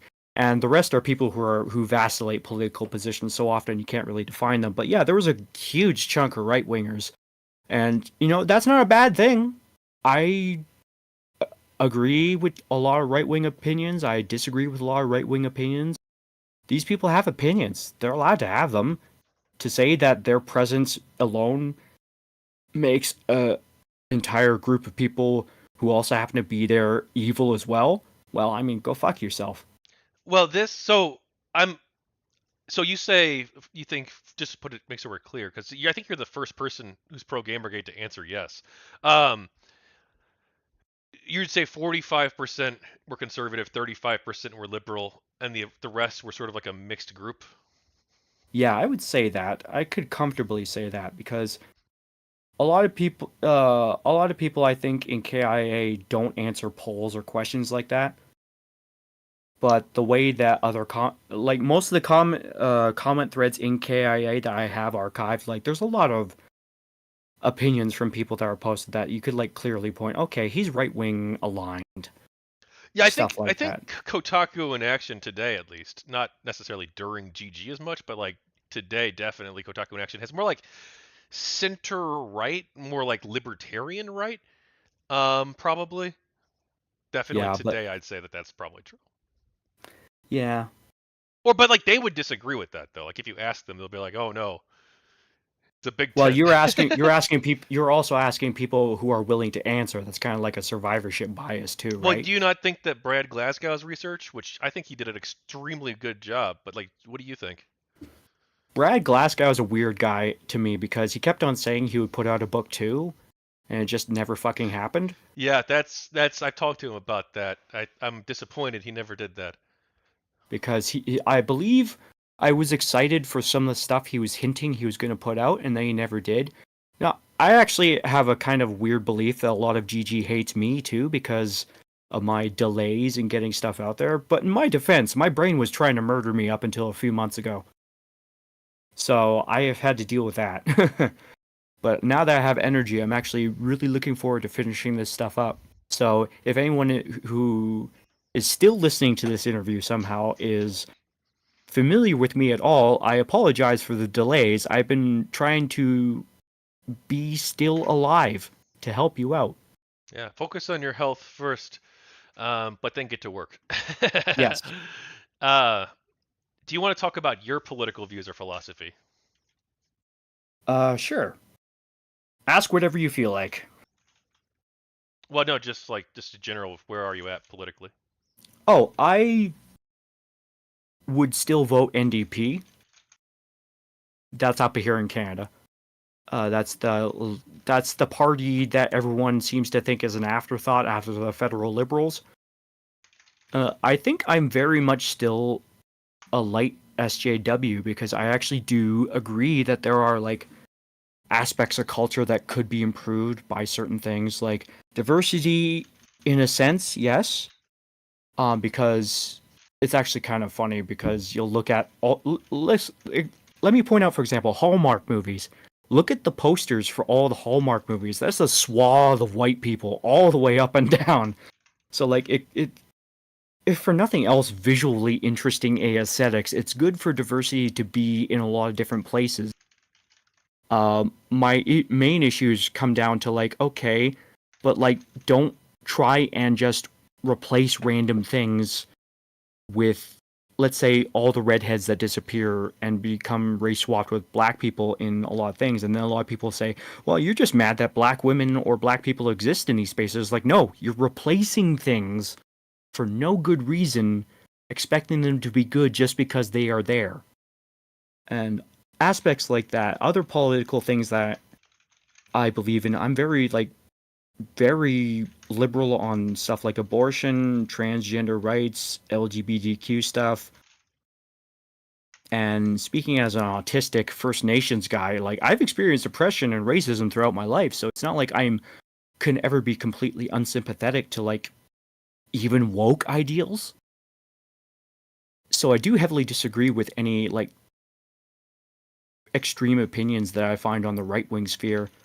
Like for example, I laugh at the manosphere, but still somehow I find myself like drawn into certain political and sociological right wing leaning stuff, like certain economic elements.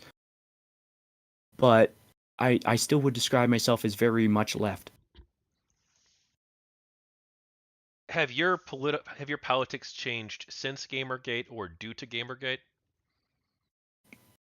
Slightly, I would say, in terms of like agreeing with some random right wing viewpoints or stuff like that. I find the merits in a lot of arguments made more than other people on the left would, I think, because a lot of people on the left, because of their moral superiority that they hold so dear to them, they kind of think that only left wing and extremely left wing opinions on every aspect of life are correct. But because of my willingness to at least listen to arguments from more right leaning people, I just have a lot of respect and wish, and a lot of times I integrate that into my political thought processes. So I'm like, okay, so how can this be used to improve this? How can right wing economic policies be used to implement left wing goals and stuff like that? Are you But I okay? think, Good. but I think I'm still broadly the same person. Did GamerGate influence those views changing, or was it just natural over time? Well, it's more the milieu around Gamergate and archiving the culture war because, let's be honest, some left wing people be crazy, stupid, and they have power. So, you gotta speak out where you can. Are you okay with gaming sites criticizing games through a political or religious lens, such as a Marxist, feminist, Christian, or other lens? Yes, as long as they're honest about it and don't try and like, as long as they aren't like proclaiming their truth as the only possible truth rather than like saying like this is my take on things. Like, criticize people like Yahtzee all you want, at least he's honest about what he likes.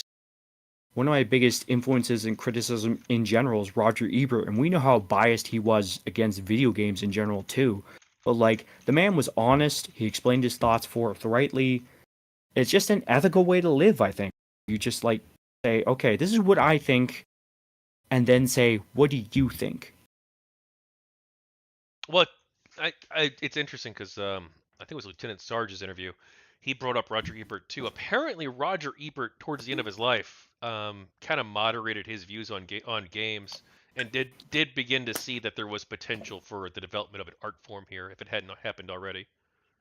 Yeah, one of the great tragedies of modern cultural life is that he didn't live quite long enough for the video game full bloom that came about in like 2011, 2012.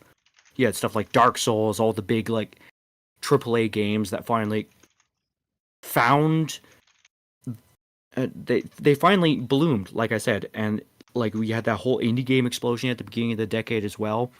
He died right before that happened, so he didn't get to see the possibilities play out. And thankfully, gaming, there's no question that gaming is an art form now, so that's nice.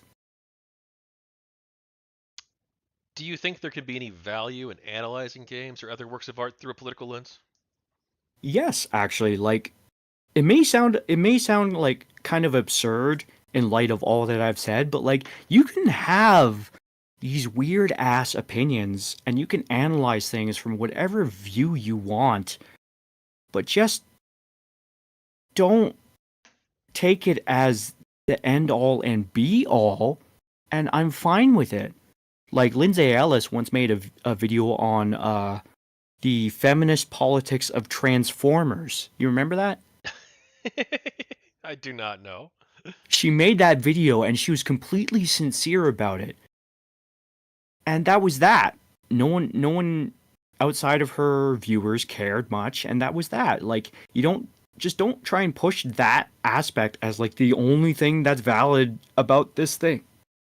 Art is such a wide and culturally vibrant thing in human society that analyzing any one aspect of it from one lens and one lens only is just setting yourself up to be called an idiot when someone finds something else interesting about it.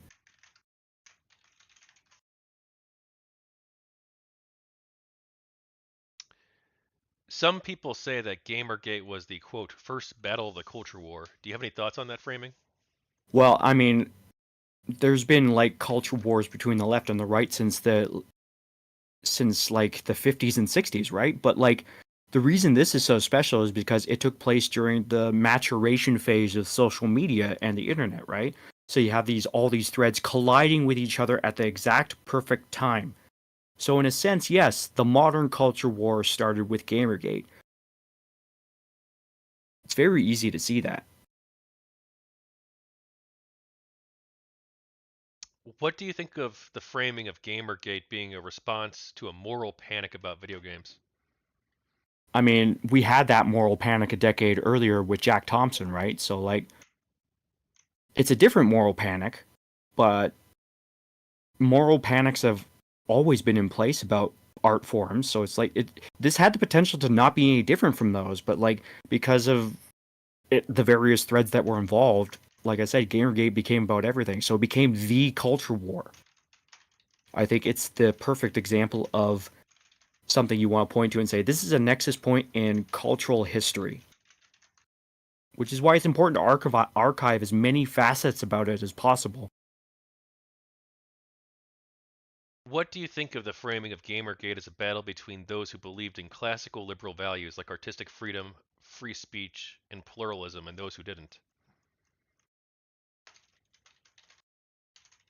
I did just say there are so many facets to this thing that it's important to document like everything you can about it, but like that is an interesting thing because these social justice warriors, these woke activists, they're not classically liberals, but they're liberal in the modern sense.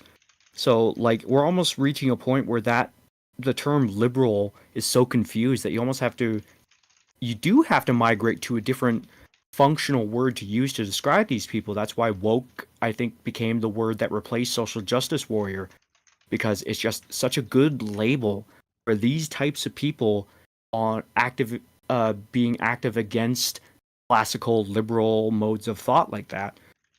It's easier to say because SJW just sounds like a weirdly malformed version of the word Jew, right? I never thought of it with the Jew thing, Well, but think of it this way: SJW.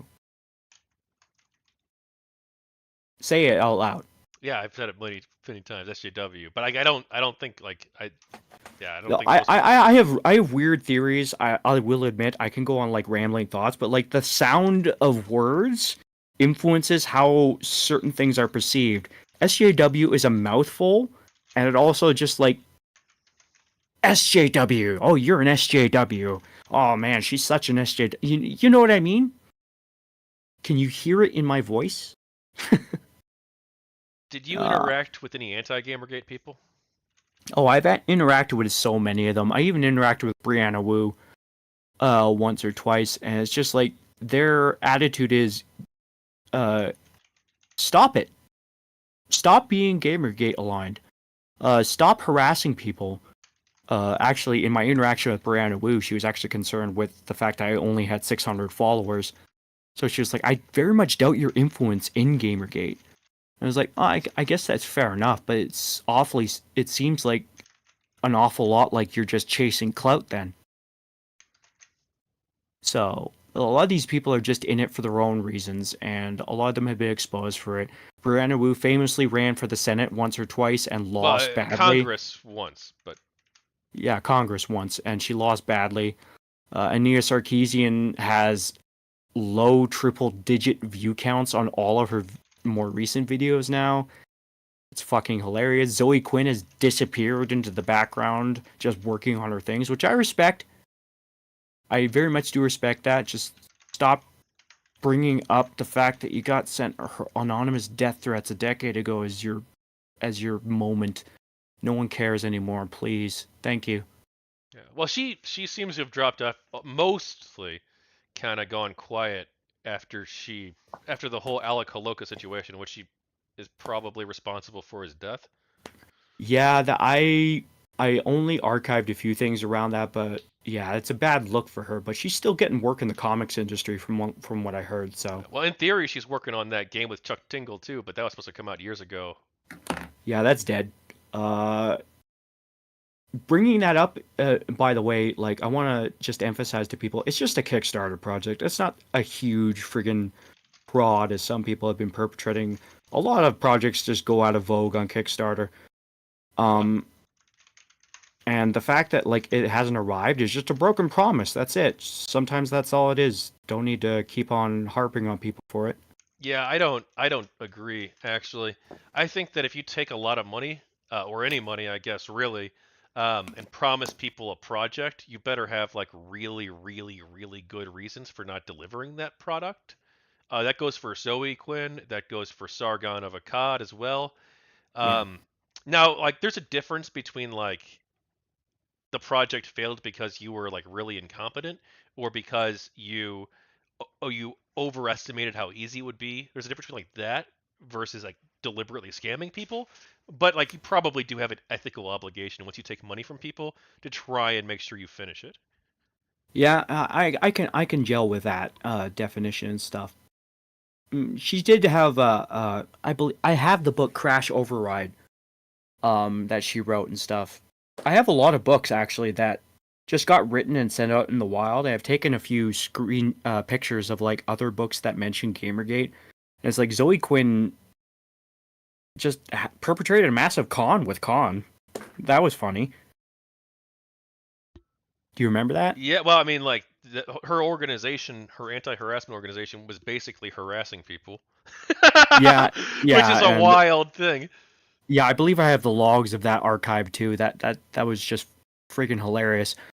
She just fell into this habit of her frontward facing stuff, where she said, "Give me money and I'll deliver this." Didn't work out, but she seems to just be, like I said, have disappeared into the background of the comic book industry, not drawing much attention to herself, which is, I think, for the best.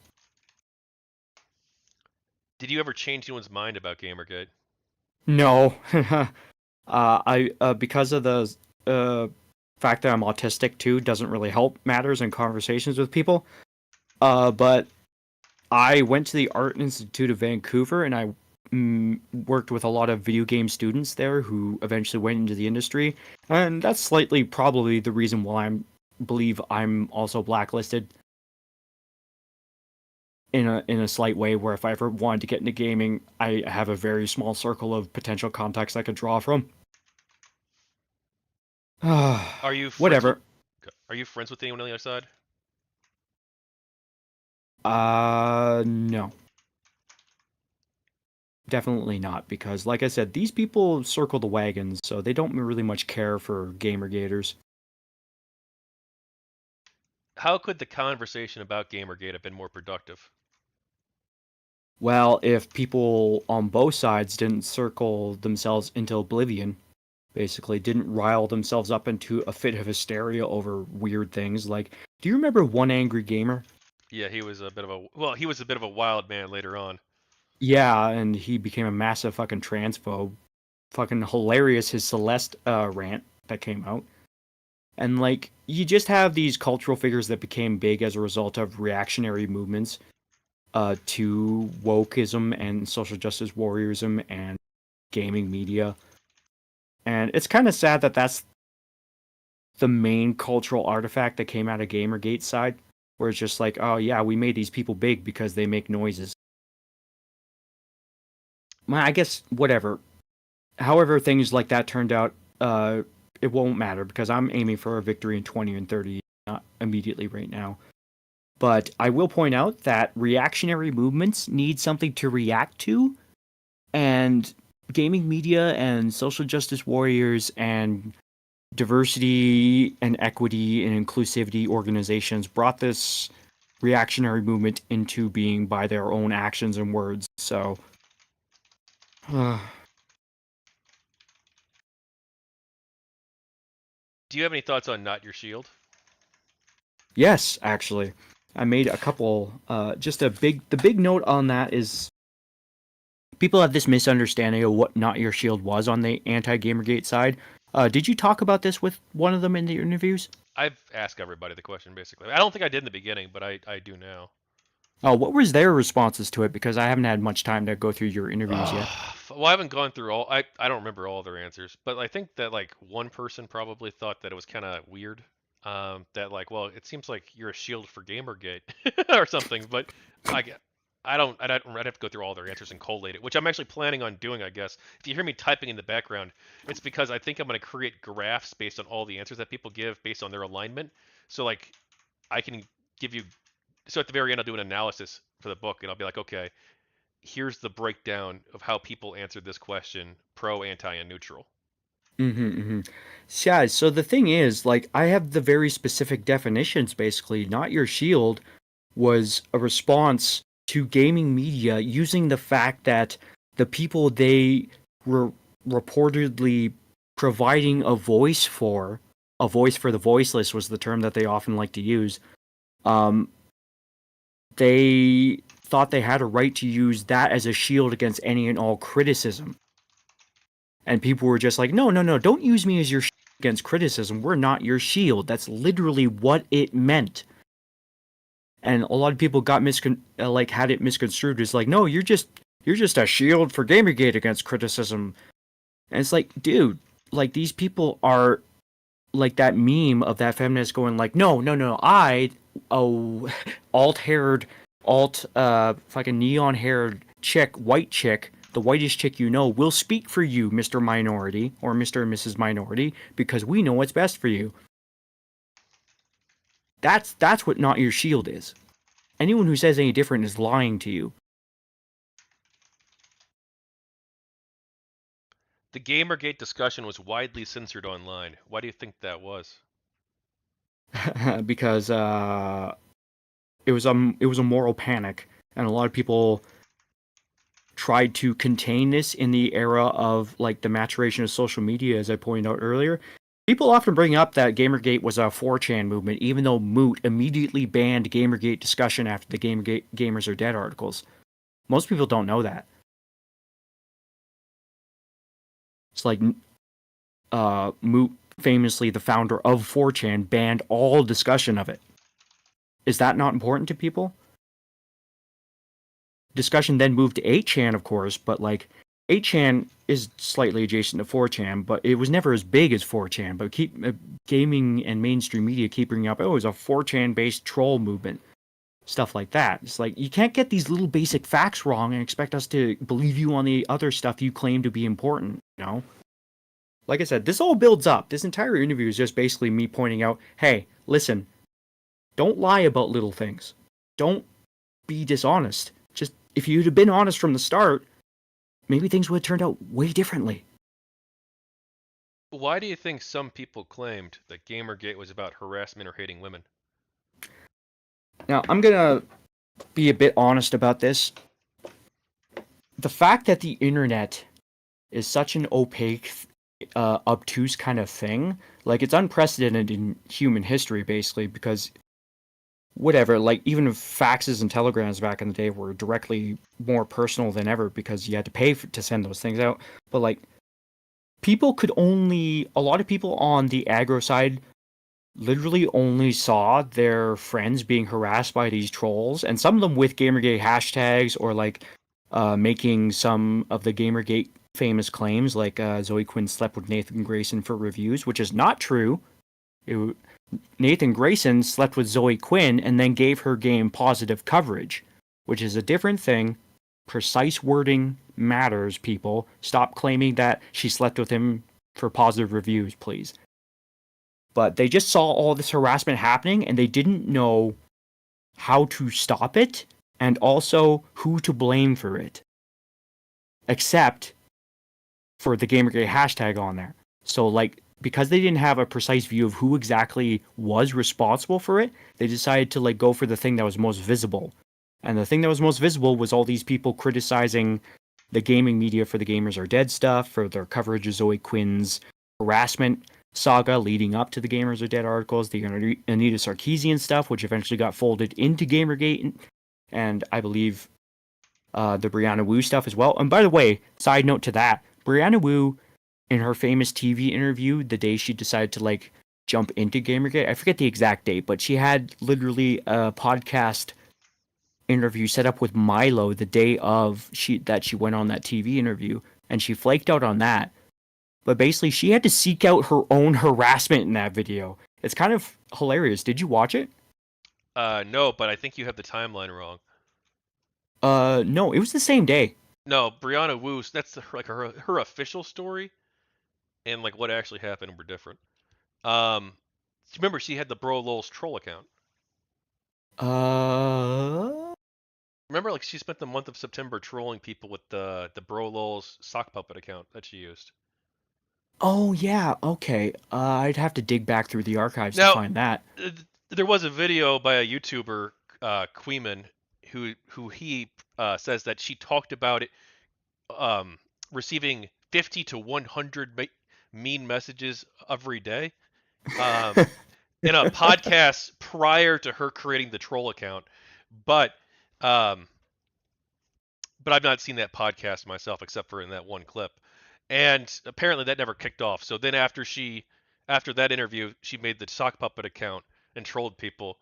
Not like death threats, I don't think, but like just like fucking with people.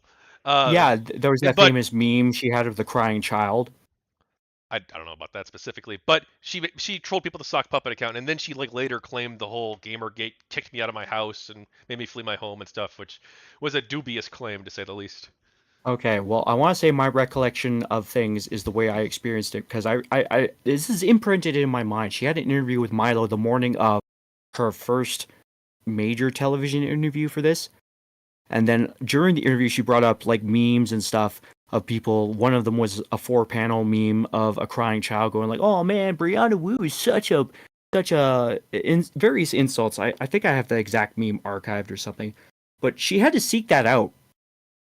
And it's just hilarious that she claimed that that shit was harassment. When you go somewhere into an environment to seek out harassment of yourself, that's not harassment. That's you being a dumbass. Anyways, what were we talking about? What do you think of the studies about Gamergate and harassment, such as the Women Action Media, Newsweek / Brandwatch, and Nimbus studies?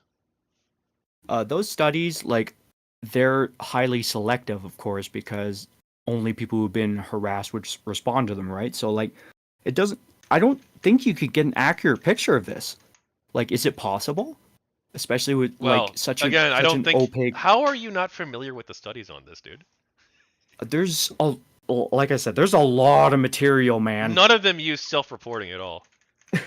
Okay, so None of them showed okay. Gamergate was a harassment campaign either. Oh yeah, yeah. Well, if that's the case, it's possible I encountered them. I can't be completely 100% comprehensive with my archive, I can send you but them because I feel like yeah, it's send me probably like those something you should studies. probably look at. Yeah, I'll look at them, but like the general picture, like what do they say then?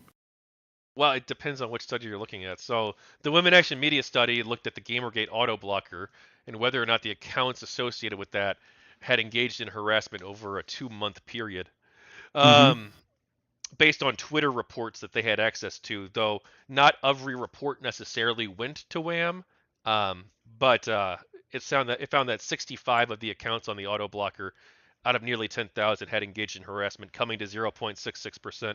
The Newsweek/Brandwatch study didn't study harassment, actually. It studied negative sentiment, quote unquote, but it never defined what that is, not publicly at least.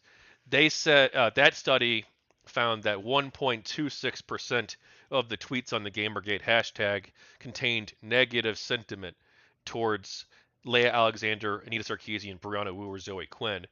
But again, negative sentiment, not necessarily the same thing as harassment. Newsweek misrepresented the study when they reported on it. Um, As they and would. then and then also the Nimbus study, which I don't usually talk about because he uses a very broad definition of harassment.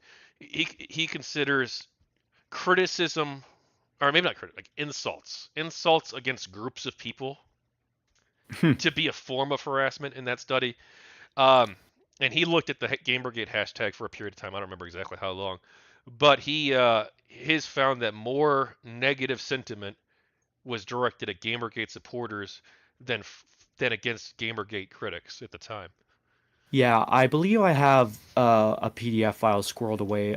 Jennifer Medina, she used to be an early Gamergate figure. Her, Oliver Campbell, and I believe it was a psychologist named Kane JW on Twitter. I talked with him a bit on my YouTube channel if you want to go check those interviews out because they're kind of interesting. But she documented a lot of harassment that went against people who supported GG as well. So like I think the main takeaway should by mainstream media honestly should have been that trolls were attacking a lot of people because there was activity they could take advantage of. Oh, I should probably. Do you mind if I bring something up from our DMs? Yeah. Okay.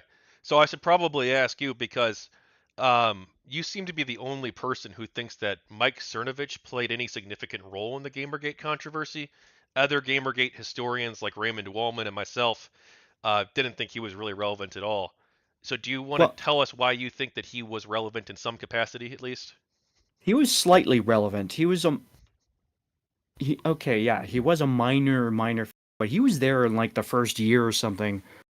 He had a debate with Chris Clue, I believe, actually too. That was kind of funny. But he was a lawyer that was like constantly talking up his uh aspects of stuff that he could help Gamergate with if things got down legally. Um, I have to dig up some of my files on him because it's been a long ass time since it'd been so long since I even thought about him before I talked to you. Let me see here. Sorted Gamergate. Do I have something in that folder Well, if you, on I mean, him? again, I don't want to get too hung up on this. I just, obviously, I don't want to. Some people might say that, look, oh, look, the other GamerGate people, other GamerGate historians like Raymond and myself are downplaying this guy who became like this super far right grifter, who made stuff Which he up, made did. up fake news, who made up fake news on purpose. It seemed.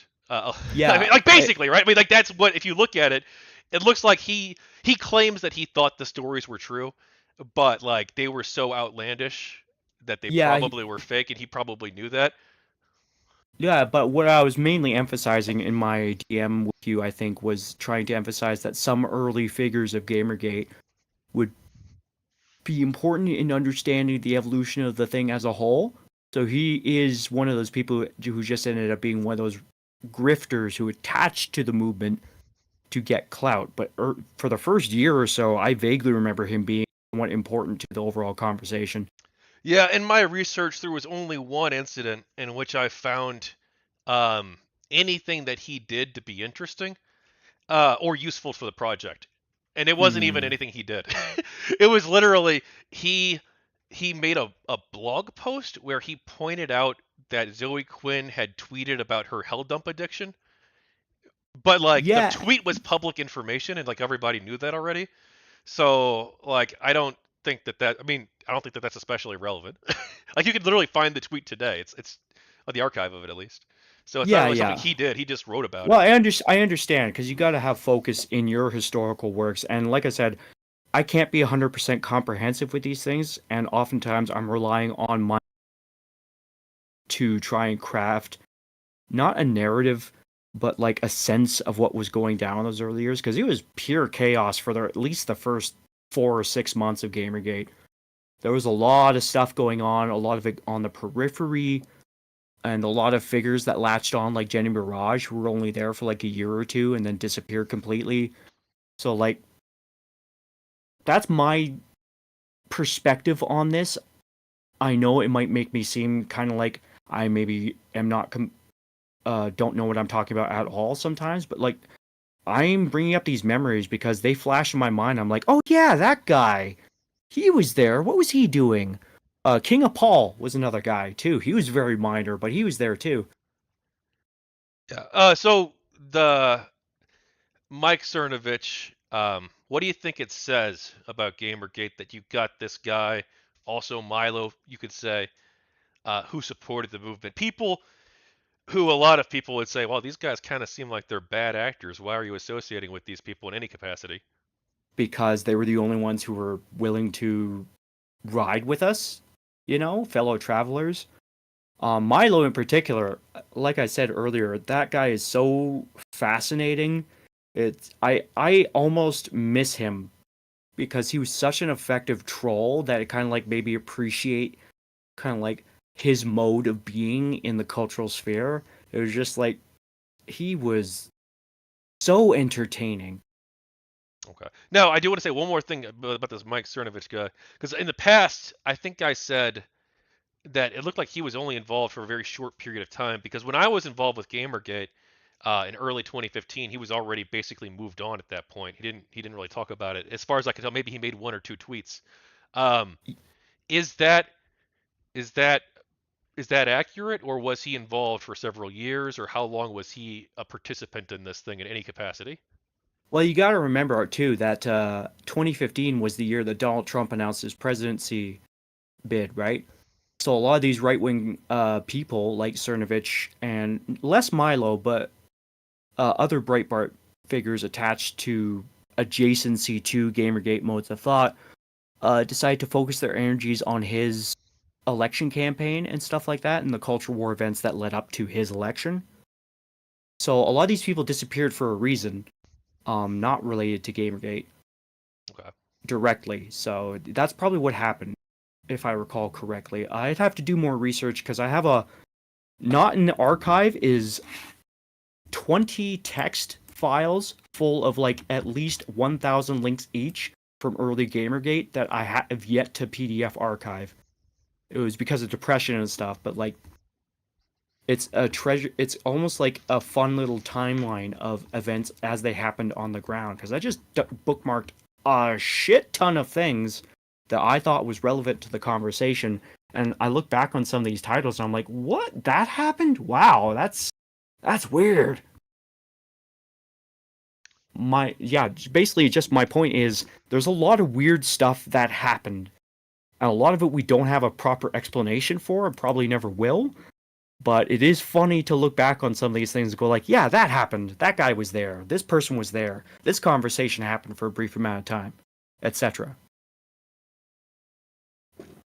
I find value in that. I don't know why some people. I can understand why some people would, but like, I find value in the little, little nuances of history that a lot of things can like that can build up an image of the wider whole. That's what I find interesting in history, because you see a lot of historians actually airbrushing out little details that would make things more personable. Like, let me give an example that's actually kind of weird and concrete.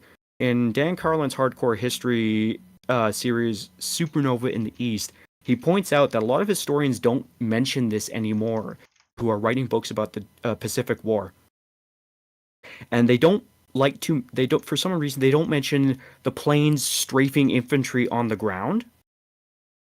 You remember in the movie Pearl Harbor where the planes would just strafe infantry on the ground and how disruptive that was to people. A lot of modern historians seem to ignore stuff like that.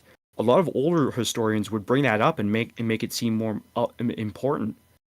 So like even in history, there's just a lot of stuff going on, a lot of decisions being made. They're just so weird, man. It makes you question things. This is why I like this. This is why I'm nostalgic for the whole Gamergate period because it made me a better person, a more interested, more curious person.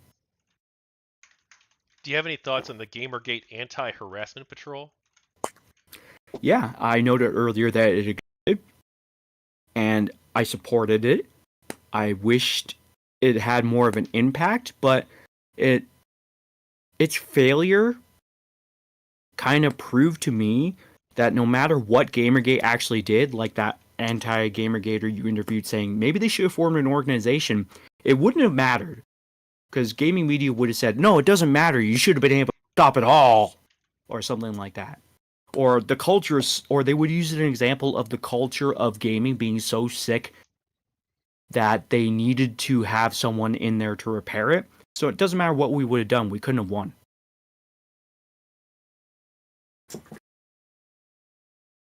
How important to you was it that bad actors were condemned? It is important. It's a philosophical and ethical question, right? You can't just say, oh, yeah, that harassment was good. You deserved it. Because that's not the actions of rational, empathetic people. And when Total Biscuit threw his hat into the ring, and I'll forever respect him for this. I'm doing this for him. If for anybody else, it's for him. Okay. He joined and he tweeted this image that had Vivian James on it, and it was like, "I do not condone harassment. I do support ethics in games journalism. It's important. It establishes an ethical ground floor for a movement."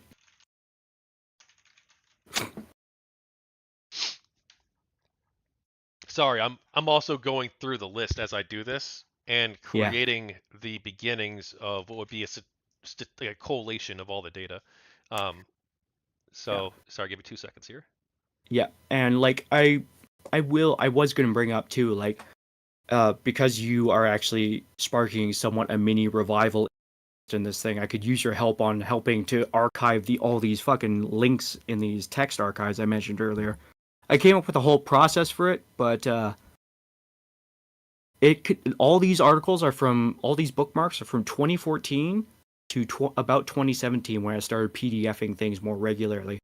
So like Um, if you wanted early history, that I could at least send you the text links and you will see a timeline that is just fascinating. I mean, I honestly, I mean, it depends Not on your what. direct help, not your direct help, like a plea for help to help me finish this archive out. But I that's mean, for I later on. can send you what I have, but I don't want to like. Honestly, I'm so preoccupied with this that Yeah. I understand. There's other stuff we could talk about. yeah. Uh, So, well, you want to bring something up, or do you want me to move on to the next questions? yeah, you can move on to the next No, if you questions. got something you want to say. No, I lost my train of thought. If you saw, do you think most Gamergate people did a good job condemning harassment? Well, as I said, yes, in the very early swaths, a lot of people were saying like, yeah, if we see harassment, we'll condemn it. But like the apathy just grew because no matter how many people in Gamergate condemned it or spoke out against it, it didn't matter to gaming media. Agros seem to have this mindset that you could have done more when no, we were doing enough. You guys just didn't fucking care.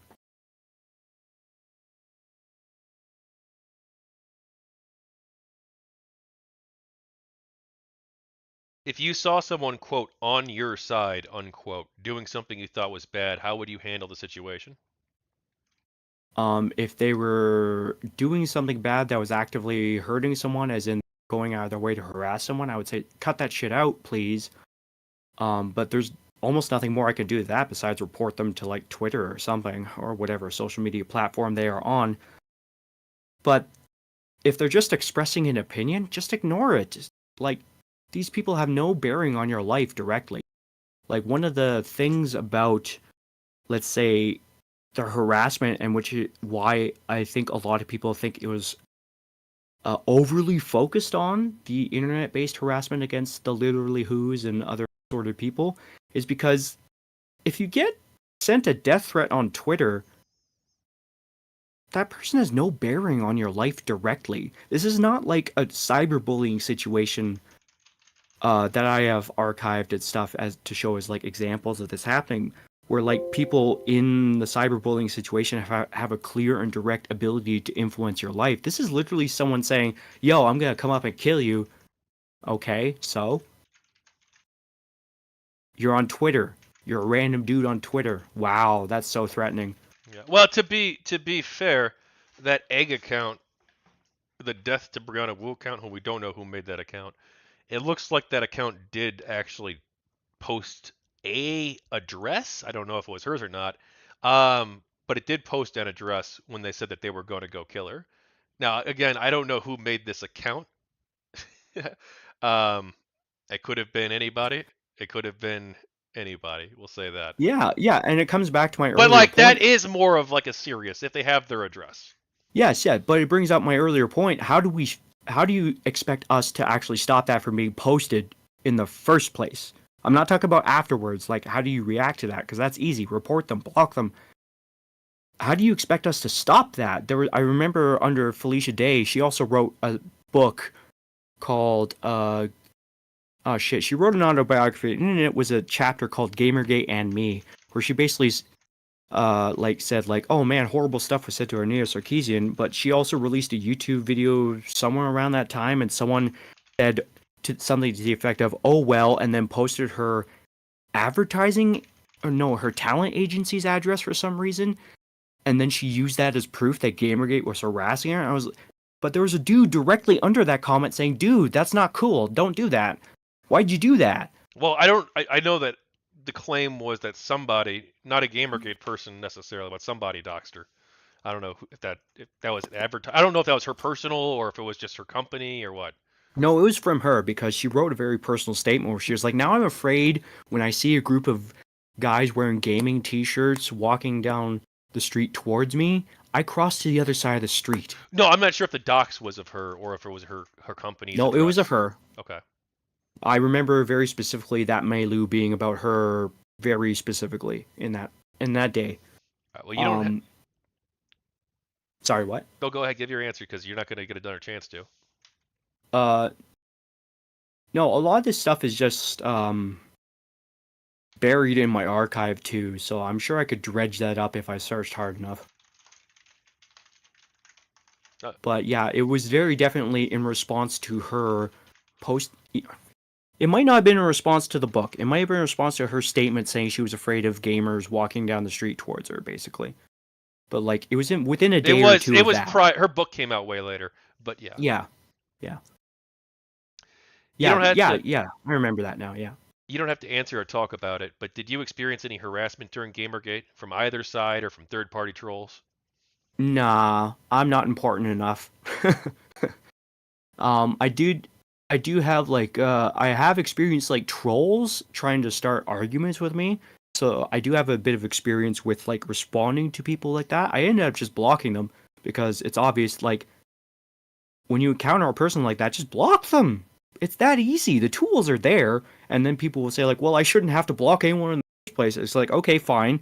We'll implement a thought police all over the place just to make sure that you don't get insulted on the internet. How's that sound? Oh yeah, that's the perfect solution. These people are insane. What do you think the media largely didn't Why do you think the media largely didn't cover harassment against Gamergate supporters? Because it doesn't fit their bias. The people in Gamergate, I think, understand this a tiny bit, but they don't like fully understand this. When people in mainstream media are looking for sources or like are asking questions to certain people about what's going on in the gaming industry, they'll go to gaming media people first.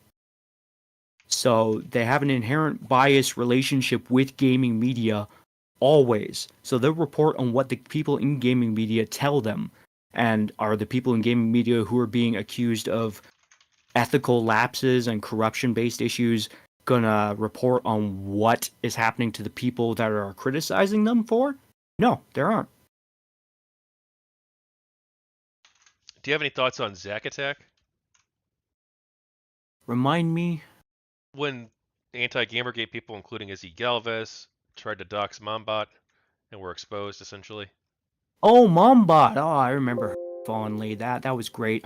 She got her account restored a year Well, she ago. did. Oh, I don't know. I never knew she was banned, but Oh, she was banned. She got her account restored a year or so ago, and it was actually kind of a decent deal. I believe you can search on KIA and like get that celebratory thread about her returning to Twitter. do you have any thoughts on the con leaks? Those are funny because they just prove that Zoe Quinn either doesn't know what she is doing or she is very consciously being an idiot. Um, in regards to like stuff like that, because con, all it is literally just an organization on Twitter that sends people links to other websites, if I recall correctly, like other harassment resources and stuff, right? So it's not even like its own real organization. It's like, or it wasn't even its own real organization. It was literally just, oh yeah, we'll send you links to harassment resources. It's kind of like when hospitals try to pawn you off to support groups instead of like actually sending you to real therapists or something like that. It's literally just, oh yeah, we'll send you to people who maybe might be able to help you actually instead. I What love do it. you? Ian Miles Chong is kind of a small hero for actually having the balls to actually post all those leaks. Well, did he leak it or just he confirmed the leaks were real? Oh yeah, he confirmed the leaks were real. Who leaked them? Do we know? I think that they were anonymous. Yeah, but the fact that he confirmed that they were real, yeah, But the fact is, like, when you have a group of dozens of people or like 2 or 3 dozen people, it's going to leak at some point. They should have known that. yeah. Well, you say that, and yet the new Game Journals Pro group that formed after the exposure of the first group hasn't been infiltrated and leaked yet. There's a new one. Yeah, they said someone said that they have formed a couple new email groups and Discord groups, and they haven't been leaked yet. What do you think of the term sea lioning? It's a thing that fell out of use because it turns out the left finds those exact same tactics they accuse people of sea lining as is very useful for them too, according to them. Because you'll notice that sea lining hasn't been used quite a while. I unironically, sea lining, if for people who don't know, is basically just like a term used for people who insist on conversing about the same thing but that they consider important. So like anyone in a conversation back in the day would have been accused of sea lioning for staying in a conversation and insisting on talking about ethics and games journalism, for example. It fell out of favor because, well, after the previous couple of years where the intersectional racism or intersectionality, like all topics of conversation forced by leftist or woke individuals into every conversation about literally everything, that term stopped being used because they didn't like it being used against them now. Kind of funny, don't you think? What do you think of the burgers and fries stuff? I have those archives, and they're not damning about anything necessarily. They're just weird. It's just a huge mesh of like people just being idiotic. It's kind of like an interesting chain of conversations in Burgers and Fries, if I recall correctly. Let me just bring up the archive. What are your recollections personally on it? I've not gone through every single message I ever sent. I've gone through the worst highlights that the anti-Gamergate people point to. Um, And it doesn't seem like that big of a deal, really. I mean, like maybe a couple people were assholes in there and said stuff that was kind of borderline sexist. A couple people might have, but like for the most part, who gives a shit? It's not a big deal. Yeah, It's an I'm just IRC chat room. It's not yeah, just I'm sorry, I'm just scrolling through the preview randomly of one of the logs. And it's just a huge text wall of "Leave her alone, leave her alone, leave her alone." Oh man, it's just an interesting snapshot of a particular moment where everyone doesn't know what's going on really, but they're trying to wildly formulate theories about what's going on. So, ugh, it's just a mess. what do you have any thoughts on GG Revolt? That was the subreddit formed as a more left-leaning alternative to KIA, if I recall. No, you definitely don't have this right. Oh shit, Um, there was one GG discussion basically that was started. Yes. no, GG discussion was different too. That was a What? debate subreddit that was formed because of people who didn't like the moderation of against Gamergate, which, despite its name, was also a debate subreddit, though ostensibly had a quote slight anti-Gamergate bias unquote. Oh, maybe I misread GG discussion because I was never really there much. Yeah, that whole debate subreddit community. There were multiple of them. That was like a whole part of Gamergate that I guess you haven't looked into too much. No, no, I've looked into various aspects. The moderation was definitely a sticking point for several people in Kotaku in action. I've no, I think it was Aaron Darklord had a particular issue with everyone there. On where Kotaku in action. he there Uh, he got involved with some disagreements with them, whatever. But the yeah, GG Revolt thing, though, that was like they uh it was a small spin-off 8chan forum um, to compete with GamerGate HQ. It never really got off the ground though. It just had a few dozen, like less than 100 people for most of its history, yeah. I and only ever never really went remember it anywhere. being very, very, very minor and adjacent to everything. Anyways, I always just stuck on KIA because honestly, that's where all the discussion or inflection or archive points that interested me were. Um, the only good thing that ever came out of I think GG Revolt and GG discussion was basically just alternative views on certain somewhat political aspects within the GG moderation aspect. So like it was basically just places for people like Aaron Darklord to kind of like spurg out about how the moderators on KIA were kind of stupid.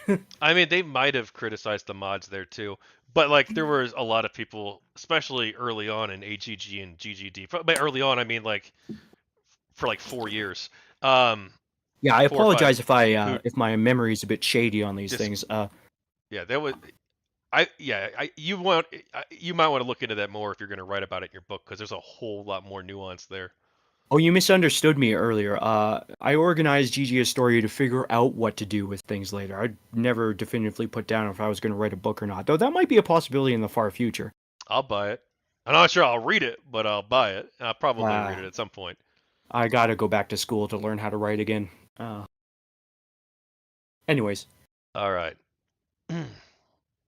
Can you define what you think harassment is? harassment is persistent, pervasive, unwelcome activity. So, in the sense that, like, it takes over a certain aspect of your life, like, let's say your social media presence for a while, your physical space, uh, it's just active. It has to be active. It can't just be someone calling you an idiot online. It's got to be like that same person getting around blocks to call you an idiot. I'm just using it as an example. Don't take it as anything too serious. But like, and then after you block them on, say, another social media sphere, perhaps they find your email and call you an idiot too. Something like that is harassment. Okay, someone calling you an idiot once in a public social media thread is not harassment. Stuff like that. But like people on the aggro side have weaponized all criticism of them as harassment. Anita Sarkeesian famously said, I don't think there's any criticism of me that's valid. And gaming media kind of like took that as, okay, so any criticism of her is harassment because it is invalid and also pervasive because she says stupid things. My words, not theirs.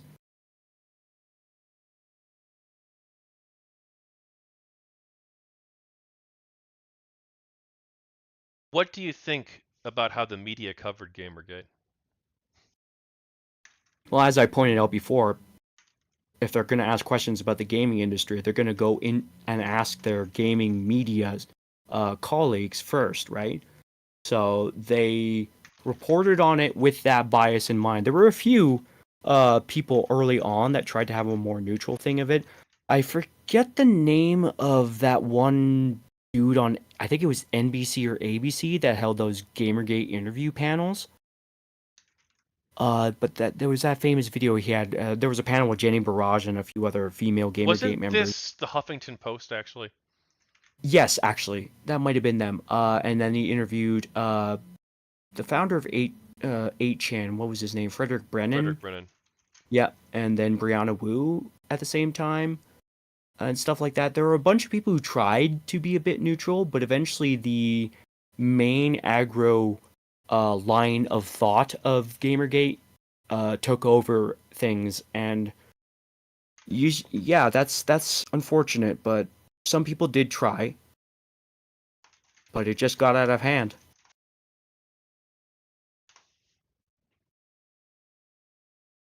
If you were going to cover Gamergate as an act of journalism, how would you have done it? I would have. It's tough. I gotta cut some of the reporters a bit of slack because, like I said, this was still an era of social media where everything was still in its maturation phase. So no one knew exactly how to write about or for the social media space, if you know what I mean. It's a different structure of communication between people than, let's say, an event that happens out in meat space, where, like, oh yeah, this debate happened on the corner of Grimsby and Mansby, and this was what was discussed. It got out of hand, stuff like that. No, no, this is literally like, this is anonymous Twitter handles having a debate about women diversity in gaming spaces in their minds. So they're going to write about the aspects that they know about, can confirm, can visualize in their heads to the best of their abilities. I can cut them a tiny bit of slack on not knowing how to do that for about a year, and then after that, they have no excuse. Gaming media really dropped the ball on this, and then mainstream media did. Are there any journalists you think did a good job covering Gamergate? I know you mentioned the Huffington Post earlier, but any others? None that come immediately to mind. Um, Basically, I can't think of a single neutral, well put together piece of reporting on the situation. What about Michael Koretsky? He was more of if I recall correctly, he was more of the organizer of SPJ and didn't really write too much. Well, he only wrote like a couple articles, I think. Yeah. But Airplay itself was an act of journalism, yes. Yes, of course. If you want to take it that far, then yes, of course. It was an But act of journalistic attempt at organization, but it collapsed kind of fairly quickly. I kind of lost touch of what he was doing after that. I'll have to do some research on that. But if you say he wrote a few articles, which I think I do have in the archive somewhere, then he was probably the only one. the only one who. Wait, okay, yeah. Well, I don't think I've read everything he's written about it. He's only written like a couple. But his first article was before Airplay, and he was basically criticizing his own organization, the Society of Professional Journalists, because we reached out to them. Some GamerGate people did during Ethics Week to try and convince them to talk about ethics in games journalism, basically. And apparently, some people trolled the hashtag too. Not necessarily GamerGate people, but somebody.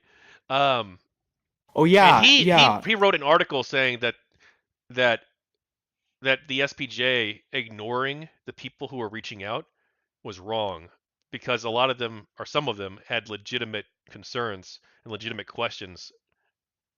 Well, actually, if I recall correctly, then after that stuff kind of like went down, a lot of gaming journalists basically were gloating or something, saying like we don't subscribe to the SPJ anyways. Why would we have listened to them?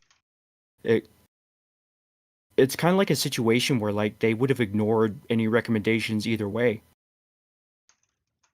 Because I don't think any of the gaming media was actually in that society in the first place. Yeah, Like I don't know if. maybe Stephen Totillo, Yeah, I don't know how many of them were or not. because I think, like I said, and I have pointed out earlier, I don't think they would have listened to any recommendations at all because they were very resistant just to include disclosures. I remember Leigh Alexander saying at the bottom of an article, and because some people otherwise would get mad at me, here I am a friend with the person who I'm writing this article on. Sorry, boys, something to that effect. So no, these I don't think it would have helped at all.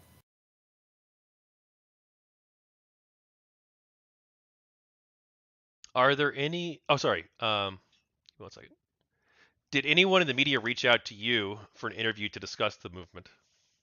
No, I don't have a lot of clout in GG.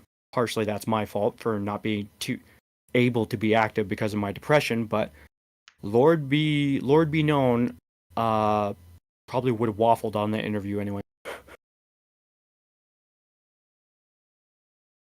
Did you reach out to any journalists or media outlets who wrote articles about Gamergate to correct misinformation? I think once or twice on Twitter, but my main thing I was actually focused on bookmarking and archiving whatever I could. Uh, I've been a passive observer more than I have been an active participant. Did any of them respond? The Luke Plunkett one, the story that I told you earlier about the school shooting article, was basically the only response I ever got from these people. But that wasn't a Gamergate specific article, was it? Well, no, not for the Gamergate stuff. Yes, if you're talking about that specific language, then yes. But it did speak to a wider ethical issue that I was concerned about in gaming media, like how these people don't perceive the way their words will be used or read, which is you could. It's not like a journalistic ethics thing. It's an ethical kind of principle, you know.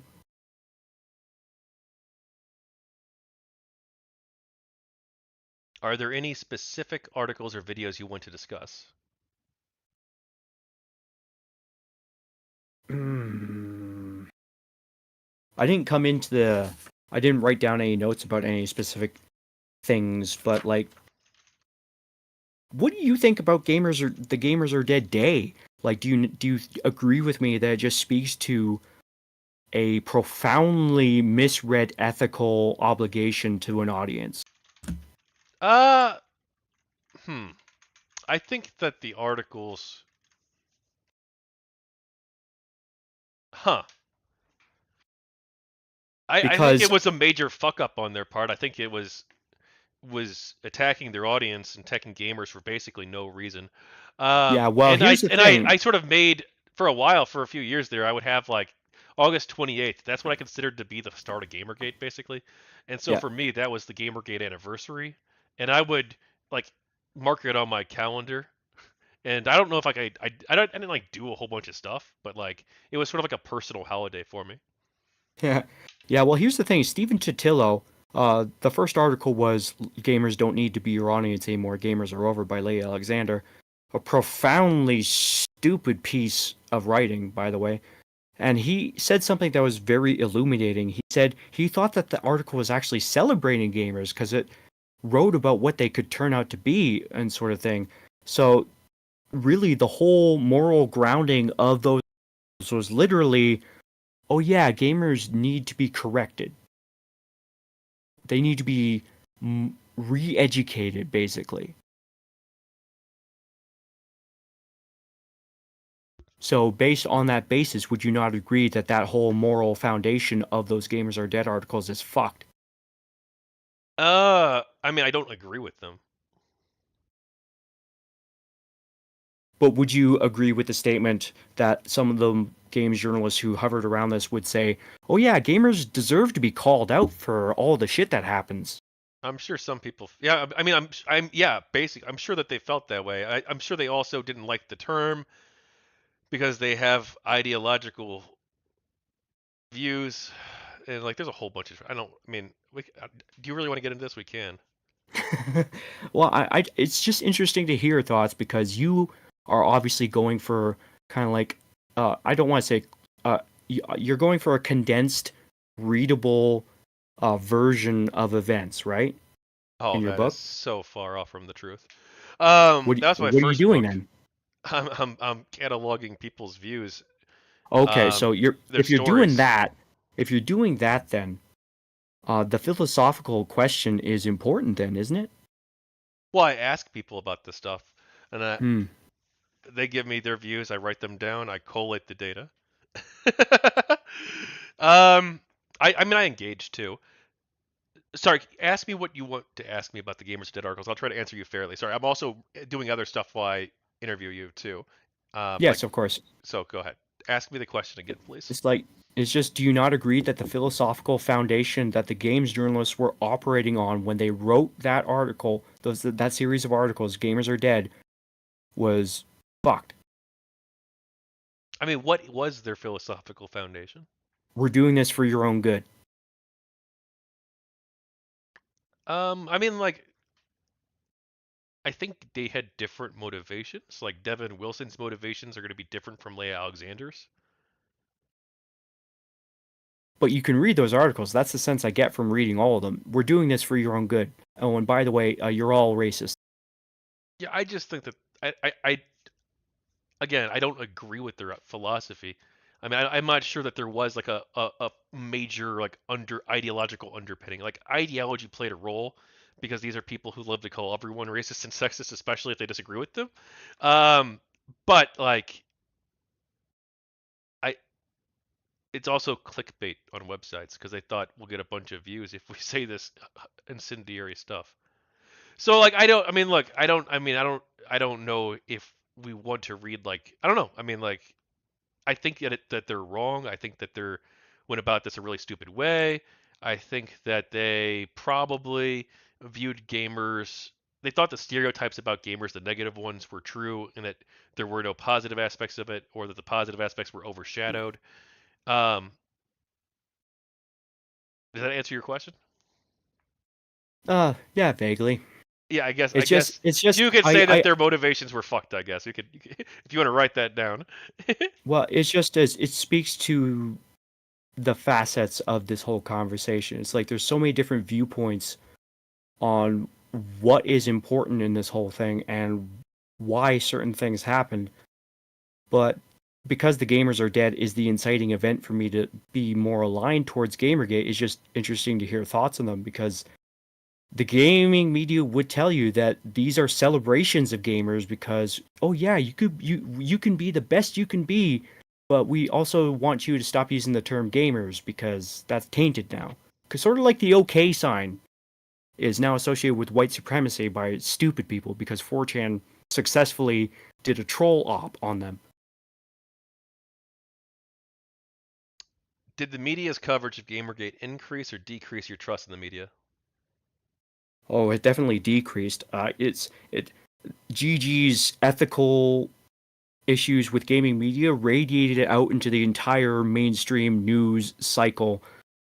And I have archived so many articles of examples of mainstream media just abandoning any pretense of being reliable journalistic work that like it boggles the mind. You'd think these people would have a set of standards, but apparently they fucking don't. So it's just a thing where I'm like, wow, you guys do not want to learn any lessons, and you call out anyone who asks you to maybe take into account things like differing viewpoints or facts that don't align with your inherent biases. No, we're gonna close ranks and call you all racist, misogynist, incels, stuff like that. It, it maddens me sometimes. If a journalist who got GamerGate wrong in your view is reading this now, what do you want them to reconsider? I just want you to perhaps consider getting out of your own head and your social circle and considering the fact that other people literally have different experiences than you about this whole thing. That people literally have different viewpoints that are also as valid as yours. That people will be able to call you out for your mistakes respectfully, and that you should also give them that same respect. Of course, people will insult you. You can just ignore them. Don't take them as the whole. I believe that was an early rallying cry in Gamergate too. It's like, please engage with us, and we'll engage with you. But no, they were just like, nah, it's a smokescreen for harassment. So it's a dog whistle. What do you think the media can learn from how they covered GamerGate? I believe we've basically just gone over the answers to those in the past two questions, but like it just re-emphasize, please trust but verify. I believe that's a handy phrase that GamerGate used in the early days too, after being like grifted a few too many times. But like it happened eventually, where yes, if you got to report on something, trust your sources, yes, but verify them. Report the facts.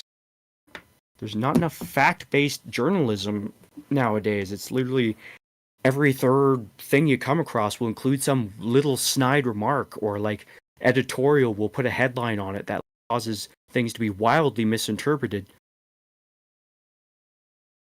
Like, Have you? do Good. you remember Cowboy Bebop's advertising run up the live action series? Not really. I don't watch a whole lot of television or streaming.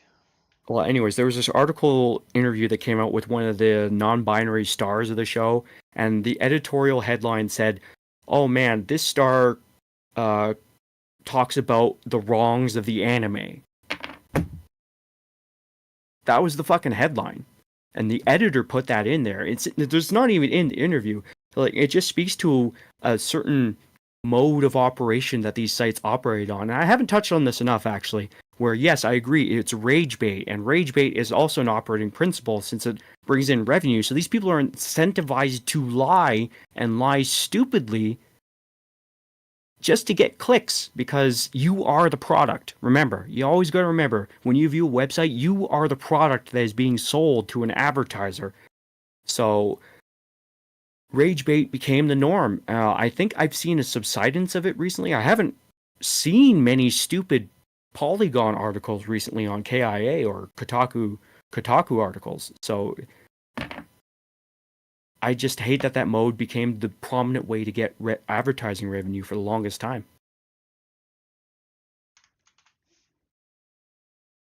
Do you have any thoughts, or have you seen the GamerGate Wikipedia article, and do you have any thoughts on it? Oh god, it reads like the it reads like and it actually is written by a Wikipedia editor who says that they were caught by Gamergate trolls and harassed by them. So they're like, "Oh, now I know the truth because I was personally involved." And I think they went on a huge screed in the Gamergate editing notes on that page where they're just like, "People say I shouldn't write on this Wikipedia article because I'm too involved to be unbiased. Well, I'm going to live with my bias. Yes, I was involved, and therefore my bias is the truth." Something to that effect. I gotta look up What, the Ryu exact Long? Or are wording. you talking about somebody else? No. The Ryu Long was banned at that point, I think, right? I don't ask me. He was banned at one Uh, point. yeah, Ryu Long was GG aligned in trying to. No, he was very anti-GamerGate. He was a GamerGazi poster. He got money from GamerGazi people. He was in the Crash Override Network group chat apparently, or at least they were close ties with him. They even expressly say, "I don't like the way the article's written. I'll get Ryu Long on it to change it." So who am I confusing him with then? I have no idea. Well, anyways, if that's the case, then yes, it was probably him that did that screed. But like, there have been people trying to edit the Gamergate article in our favor who've just been like mercilessly fucking torn apart by these people. That Wikipedia article is an act of like sacrilege against the ethics of Wikipedia's existence. It is. It's true.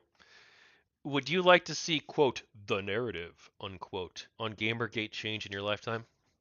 I would, if for no other reason than I could probably safely get work at like a major AAA gaming studio. Do you think it will? I am not confident about that. Has your conscious experience as a human been made worse to any degree because of the negative narrative about Gamergate? I want to say probably indirectly through my depressive condition. Like I said, brain trying to murder me. Ha ha ha. Um, but indirectly, no, I'd say I've become a better person because of Gamergate. Because just the fact of being around all this nexus of ideological weirdness has enabled me to have an open eye for things that I otherwise would not have had. I did not become someone who could be considered woke, thank God. I did not become an alt right fascist incel, thank God. I became a better version of me because I think I am archiving GG for the right reasons.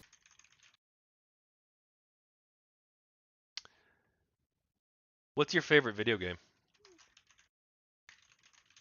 I have tried to answer this question so many times. It comes down to like three games or so.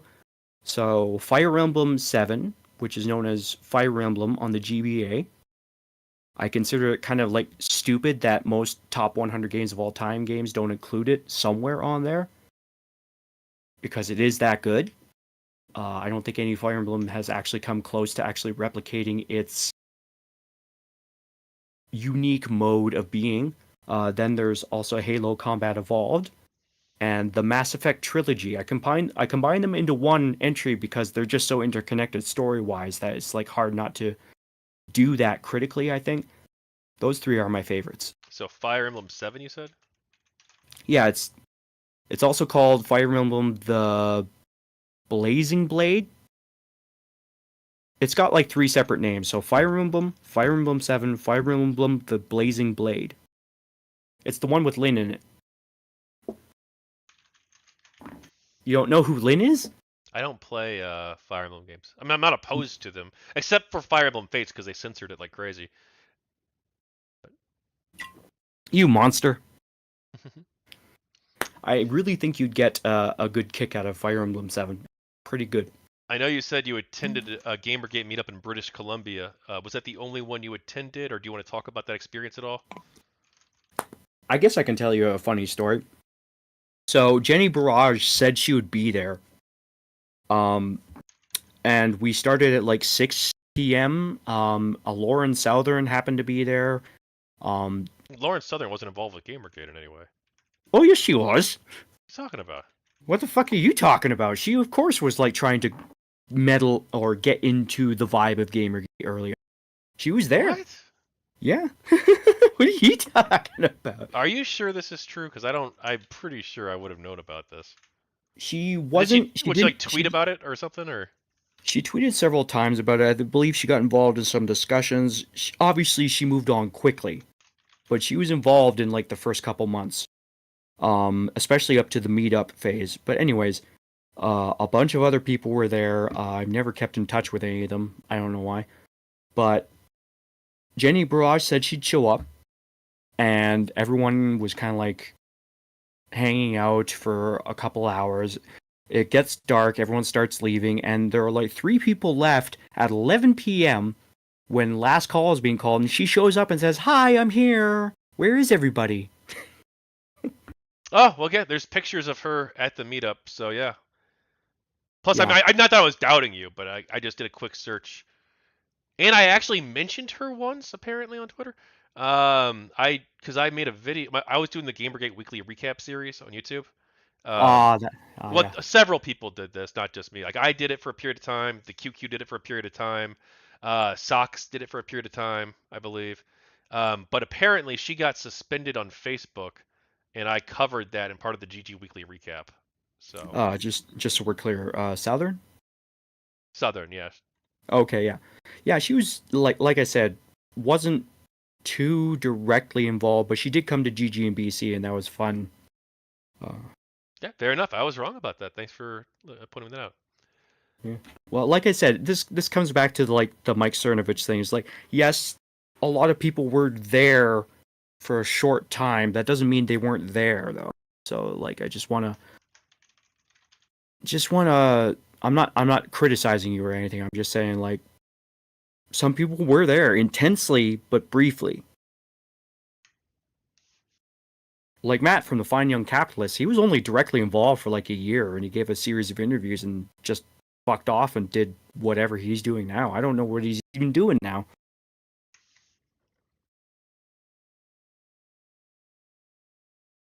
Do you want to talk about the friendships you made during Gamergate? I actually haven't made many. Like Discord friendships, yeah, but like those aren't friendships in the same sense.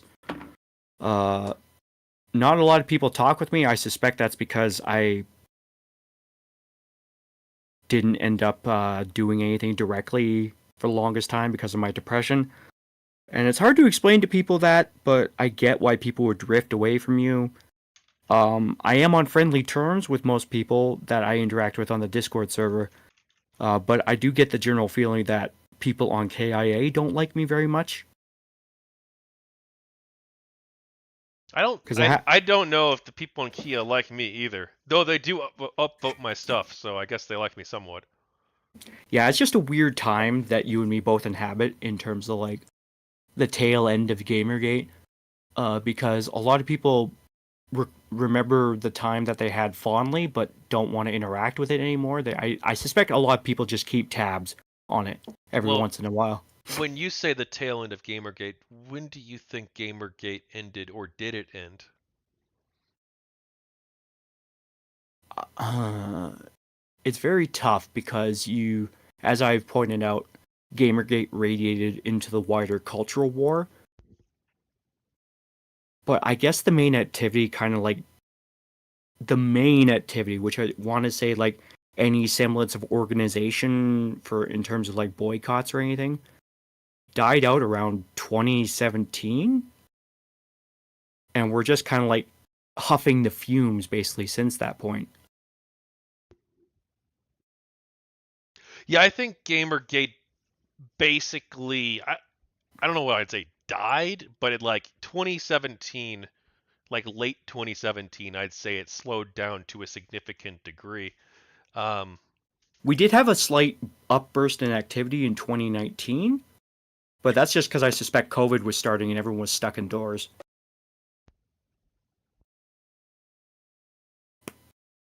among other events that happened during 2019. But it has died down since the end of the lockdowns and stuff. do you have any thoughts on Vivian James or other Gamergate related art projects? I support their creation, but it is kind of hard to dodge the main criticism that they are inversely kind of like a shield against criticism. Do you know what I mean? Uh, I no, I don't care. Because look, I we think have you a should. we have a female avatar. That means we actually do care about good female characters in video gaming. That sort of sense. I mean, I think having good optics matters. If she has good optics, then great. Well, I do like it. I do like Kukoryo's webcomics too. Vivian James and the blonde variation. Lillian. Lillian, yeah, yeah. I've always found those to be quite cute. And he's Hugo nominated Kukoryo, by the way. He is Hugo nominated Kukurio. That's right. Yeah, that's something I'll be proud of forever. Uh, Were you involved with the Sad Puppies at all? no, I did keep tabs on them, and nobody gives a shit about the Hugos anymore, so they kind of signed their own death warrant for relevance. I might. Because Good. no, you go ahead. No, look, I'm including your voice in the book. I talk all the time. Oh, okay, fine. It is like I have not read much science fiction. I will say that. But the response of people to the sad puppies kind of like was like worse than the cure. The cure was worse than the disease, basically. Because here's a skewed statistic you might be interested in. For the past, since Sad Puppies, for every year since at least 2019, 70% of nominated authors for the top prizes are women. Just because they have better books, or I honestly do not believe that to be the case. because they're women, or just because the books are bad? It's not that the books are bad because I haven't read them, so I can't judge them. But like, isn't that kind of flaky statistics wise? I don't know. I mean, I'd have to like look at the breakdown of like how many authors are women, and like it could be the case that they're overrepresented within the writing field. Yeah, which is kind of like an overcorrection in the other direction, which I hate, by the way. Rolling Stone, I just, side note, Rolling Stone magazine puts out these top 500 songs of all times list, and their first list in 2004 was criticized for being full of dad rock and classic rock chodism.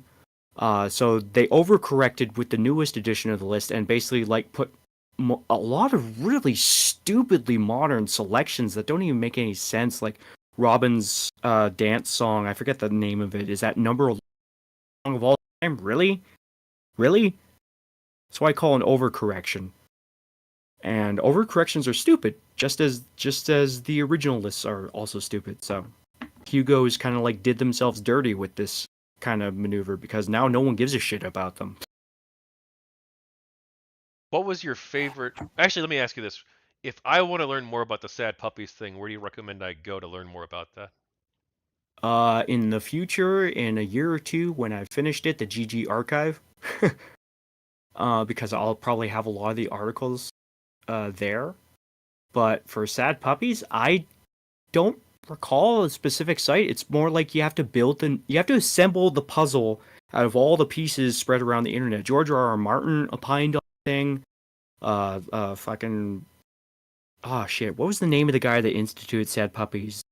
Oh, there's a few people like there's I've got a list of people I need to interview. Larry The Carrera, Brad Torgerson, Kate Polk, Sarah Hoyt, and I've got like a list of like 3 dozen other people I want I to talk to believe at it some was point. Larry. He's the bald one. Anyways, yeah, like they wrote several blogs in response to George R. R. Martin. In fact, yeah, if you want to learn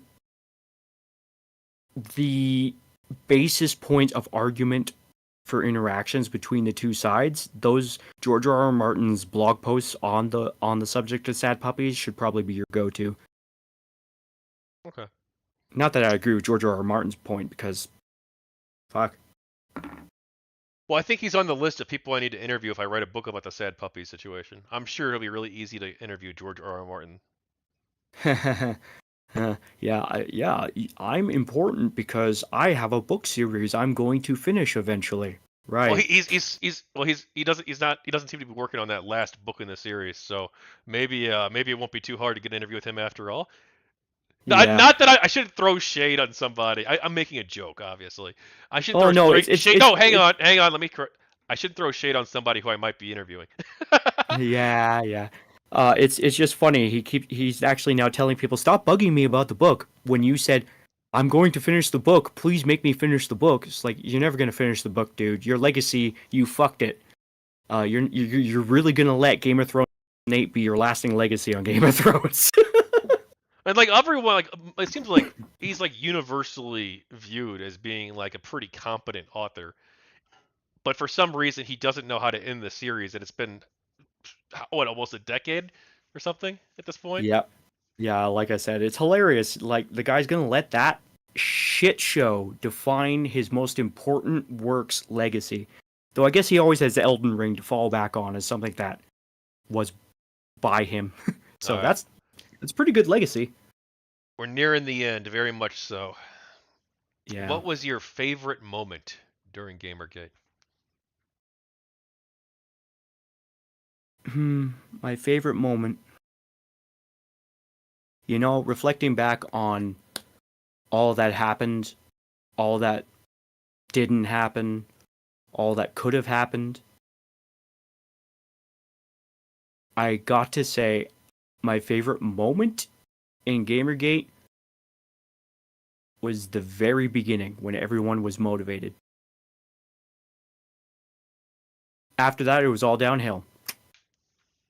I do love Milo's energy in the beginning. He was a wonderful force of chaos. I gotta say, Milo is by far the most interesting character to me in all of this.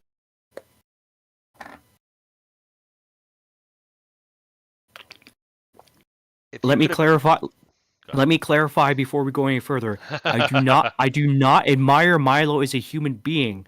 I admire his chaos element that he brought to everything. That's it. I do not agree with anything that he has said or ever will say, okay? I just got to put that out there just so no one misconstrues me. if you could have changed one thing about GamerGate, what would it be? Honestly, I want there to be an honest reconciliation. Like, let's say Zoe Quinn goes on Kotaku in action and says, "Hey, I'm here. Let's hash this out." You know? Alas, just a lot of negativity now. And it sucks because there really was a tiny brief moment, let's say SPJ, the panel, where things could have turned for the better. But instead, we got a decade of rage bait and poisoning the well in terms of discussing anything. What would you personally have done differently during GamerGate? I probably would have been. I would have. I should have been more earnest and energetic in my archiving. Because the problem with me not PDFing until 2017 is that a lot of the links in my text articles were in my text file, sorry, are not working anymore. And at the time, I probably thought that the links I was bookmarking were important for some reason, but I cannot recall which ever since my electroshock therapy treatment 2 years ago. Wiped out a bunch of memories. This is why I'm sometimes having a hard time recalling some of the things you're bringing up. It's just wiped out a bunch of stuff, and I have to recall this physically and then go like, oh, yes, okay, I remember now. But like I have to rebuild those connections, so. Well, there's a couple things you can try. Have you been checking the archive sites? There's various ones to see if Uh, archives exist of the links. yes, actually, I have a whole process thought up for this, uh, so that people can add to the archive folder on Mega eventually. I have a whole process thought up and done, and I'm gonna send it out to people on the GG Historia Discord server sometime this week. This relates to what I was asking about earlier, by the way.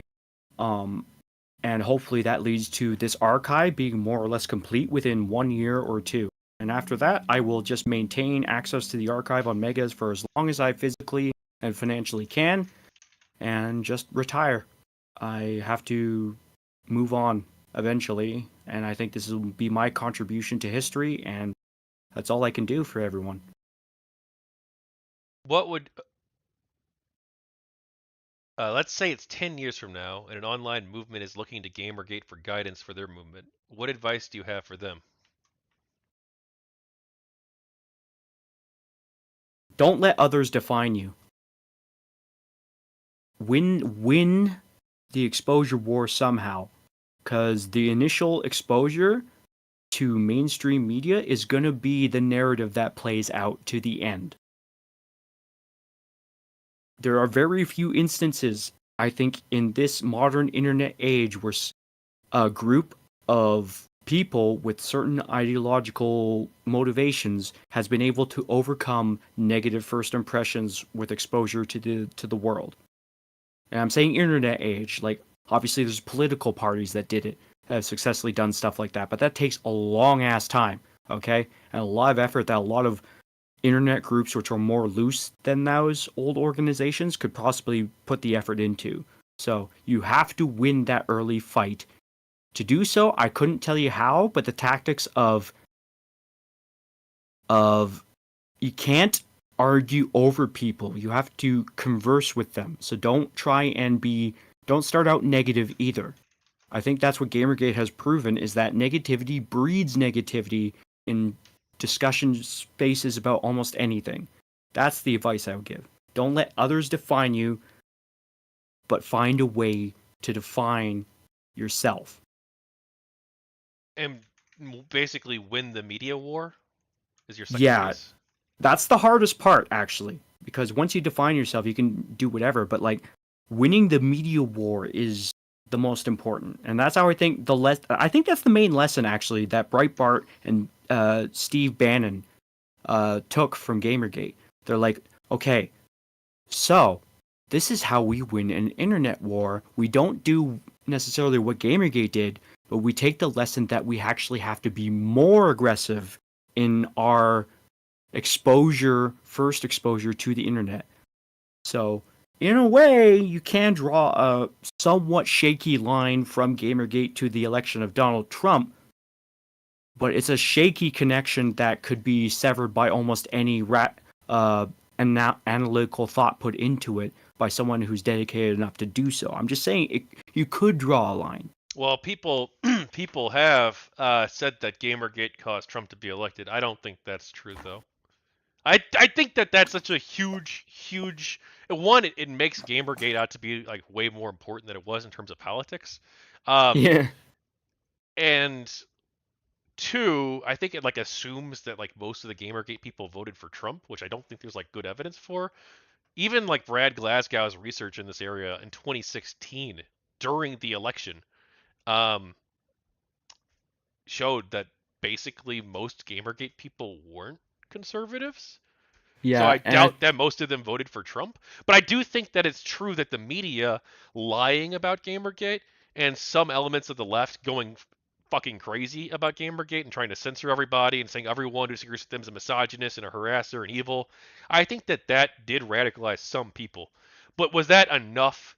Was that enough people um, who one then went to vote for Trump, and two, well, was that enough to change the outcome of the election? Probably not. well, we could probably stay here all night talking about that because that is a very deep rabbit hole we could get into. But less than 10,000 votes, I think, separated Michigan from sliding over from Trump to Hillary Clinton, and the loss of either one of those three states up there ensured that she would lose the election. So, I gotta say, there were more than 10,000 people on Kotaku in action at the very least. So, it's not outside the realm of possibility, but Yeah, like but you those said, people are spread. Okay, sorry, I shouldn't have cut you off. no, no, no, no, no, no. You can, No, go. This is your book interview. Go. uh, it's just I do draw like the media line where like yes I am in agreement with you because the left reacted the way they did. Other people had no choice but to let's say move more right in terms of their politics. Because why are you going to vote for someone who's calling you the most evil person possible just for like thinking, hey, I like Laura Croft with big boobs, you know? So yes, I'm in agreement with you 100% on that. But it's very childish to say that Gamergate is the cause of Trump, is the cause of Russia's war on Ukraine, stuff like that, which I have seen. I've seen insane takes. This is why Gamergate will remain relevant at least a decade or so, because people keep bringing it up in the most random fucking locations. Yeah, the media is obsessed with it. They blame it on everything. Not, I say the media. Like, here's part of the problem too. Like the media is like everything from the New York Times, which actually their first article about Gamergate was like slightly more fair, actually. Then they later followed that up with four articles as part of this major series, and those were a lot not fair at all. Actually, they were extraordinarily one-sided in the four-part series. But their first article actually wasn't like too horrible. I mean, it was like not. I wouldn't say that it was good, but it wasn't like the worst ever. Yeah. Well, But who are like those? that includes me, it includes I guess you to some extent, right? It includes Salon, it includes Jezebel. Like the media is like an amorphous thing almost. That includes many different actors with like varying degrees of seriousness, varying degrees of honesty, varying degrees of all of that. But like people within that media sphere love to talk about Gamergate and blame it on everything. Blame everything for it. Like the New York Times, their four-part series, they literally call it Gamergate is everything now. Yeah, Yeah, yeah, like they literally say that everything is Gamergate. That's what they said. yeah, and like it will show in the GG archive when it's fully finished. It's like, man, these people say the stupidest things, and they expected us all to take it as read. Everybody, they expected everyone to fall into lockstep, and they were shocked Pikachu face when a lot of people didn't. Yeah, I should say too. Um, the article itself in the New York Times, I believe, was like pretty fair-ish. No, I mean, like not the first one, when they first covered GamerGate as it was happening, in the very beginning, um, it was more fair, but the headline, I believe, was very biased and one-sided. And they also like didn't really dig too deep into it. They kind of just like the only reason I say it's fair is because they reached out to Adam Baldwin and they interviewed him about it for like a paragraph. So like it wasn't entirely one-sided. Yeah, Adam Baldwin was a guy who was involved for fits and spurts throughout the years too. He was only ever in it for a very short period of time each time. So it's like a lot of people hit the beach that day, and not everyone made it ashore to be remembered as being mainly involved. But a lot of people hit the beach that day, my friend. So, whatever stories and anecdotes you gather, just you know, when someone brings up someone you may not have heard of and stuff, it's because a lot of things were going on. Yeah. Well, how big do you think the Gamergate? How many people do you think were involved in the Gamergate controversy? So here's the thing: if you say how many people were involved in the Gamergate controversy or discussion, you're probably talking about like hundreds of thousands or possibly even a few million people. If you're talking, because like some of the videos about Gamergate got millions of views. Plus, some of them were like broadcast on television to millions of viewers, or the radio to millions of listeners. So like millions of people, probably tens, if not over 100 million people know about Gamergate to some extent. Yeah, But but like how many people were actively involved in doing stuff for Gamergate? Not just tweeting about it a few times, but like actually involved in like the mechanisms of Gamergate, like actually doing like organizing operations, sending emails, posting about it, 10 or more times. yeah. I I don't, believe if you look at the population of KIA at that very earliest start, I think it was like 45,000 tops in the first 6 months. It only passed 100,000 like in 2020, 2021. yeah. So I mean, I don't know. I don't know how many people were really, but like, is everyone on Kotaku in Action a Gamergate person? Because like, I consider Gamergate to have been over basically by the time they hit over 100,000 people. So like, are the people who are joining Kotaku in Action today in the year 2024, are those people Gamergate people? I don't know. It's kind of weird I to call don't them I that. don't think so. I think like a lot of them are inactive accounts now too. So like yes, the amount of people who were actively involved couldn't possibly have been higher than like 30,000 people. I don't believe it was higher than that because those are the population numbers plus I'm just guesstimating reasonable crossover to Twitter. So I don't think it was ever high enough to actually constitute this emergency that the gaming media wanted it to be. I'm not sure if Like, I asked you this already, but what have you personally learned from Gamergate? Or did I ask well, you that? I personally learned to be cynical, a cynical old fart, and never trust but verify, and also just keep an eye out for grifters, because that is just hilarious, man. Jenny Barrage just really opened my eyes to a few things. Did she scam you? Slightly. I didn't contribute money to based gaming, but she did put on this air of wanting initially to become interested in the gaming scene, but then she kind of just like flaked out immediately. So I actually invited her to this full indie event that takes place every first Tuesday of every month in Vancouver, and she came and then never heard from her again. What do you see parallels between Gamergate and the way society currently discusses issues? Of course, it is. I think I mentioned earlier, it is the culture war moment, right? So it's like from everything, hence everything flowered. So in every mode of discussion about anything even remotely political, like let's say guns rights issues in the United States, or just minor things like, oh hey, modern Western female designs are actually kind of ugly to look at in isolation, aren't they? It's like, no, you bigot. Those are real women.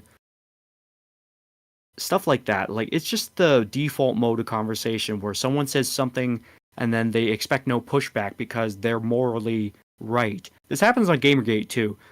Like a lot of people in KIA discussions I've had seem to be under the impression that they too can also only be right because they're morally superior or something like that. So it's just unfortunate. No one can have a conversation with each other anymore. Everyone is looking for their gotcha.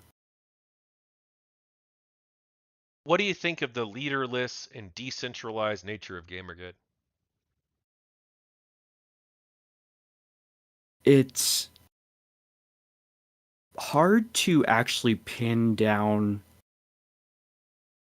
a coherent analysis of it because it was so amorphous that almost any opinion could be had and be taken somewhat seriously. So we didn't have a goal in mind, I think, for the end game until like it was like highlight brought in by other people like the SPJ stuff. But I guess it allowed us to kind of like survive the wider media exposure in terms of like not letting the discussion be shut down entirely. So it's a strength and a weakness, but I think its weakness is just it just played too much into the hands of agros and the mainstream media. So I really wish there had been some sort of structure, and my GG Historia Discord server collected several variously important people and other people who wish to dig into Gamergate history, but that's all I could do, and I wish it was a more active server, but these people just, I guess, have no energy left to discuss things unless specifically queried. Would you want to do a GamerGate reunion, a sort of big meetup once every 10 years or something like that? Oh, that would be fun. I don't know if anyone would recognize or care who I was, but it'd be fun to be there. Uh, yeah, it would be nice to see some people in person, I guess. Have you? You already know the answer to this, but I'm going to ask you anyway because I ask everybody. Have you ever thought about writing a book or other project relating to GamerGate? Uh, GG Historia was initially founded on the principle of we're gonna make a project in the future, maybe if we can collate the history enough. Uh, but my actual first thought wasn't a book; it was a podcast in the same kind of format as Dan Carlin's Hardcore History. Have you heard that podcast? Yeah, I've not listened to all of his episodes, but I'm aware of it. Yes. Yes, but if you listen to, let's say, his series Blueprint for Armageddon, when I first heard it, I knew if there ever was to be a podcast on Gamergate, that was the style that should be aimed for because it tells the story and it is honest about its biases and it tells it in an interesting way too. The only problem with a podcast is that because it has no visual uh, component to it, it's very hard to say, well, the statistics here showed and this article read showed because you kind of like people kind of like glaze over that in their minds a lot. So like you have to present it in an interesting way. It would have been a real challenge, but the podcast was actually the first direction I thought GG Story should go in. I A book would have been nice though.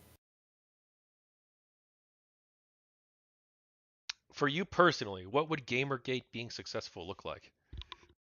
Oh, just a nicer, kinder, gentler, and better gaming media landscape instead of everyone sniping at each other like everyone pissed in each other's cereals every morning. I don't know, something like ugh.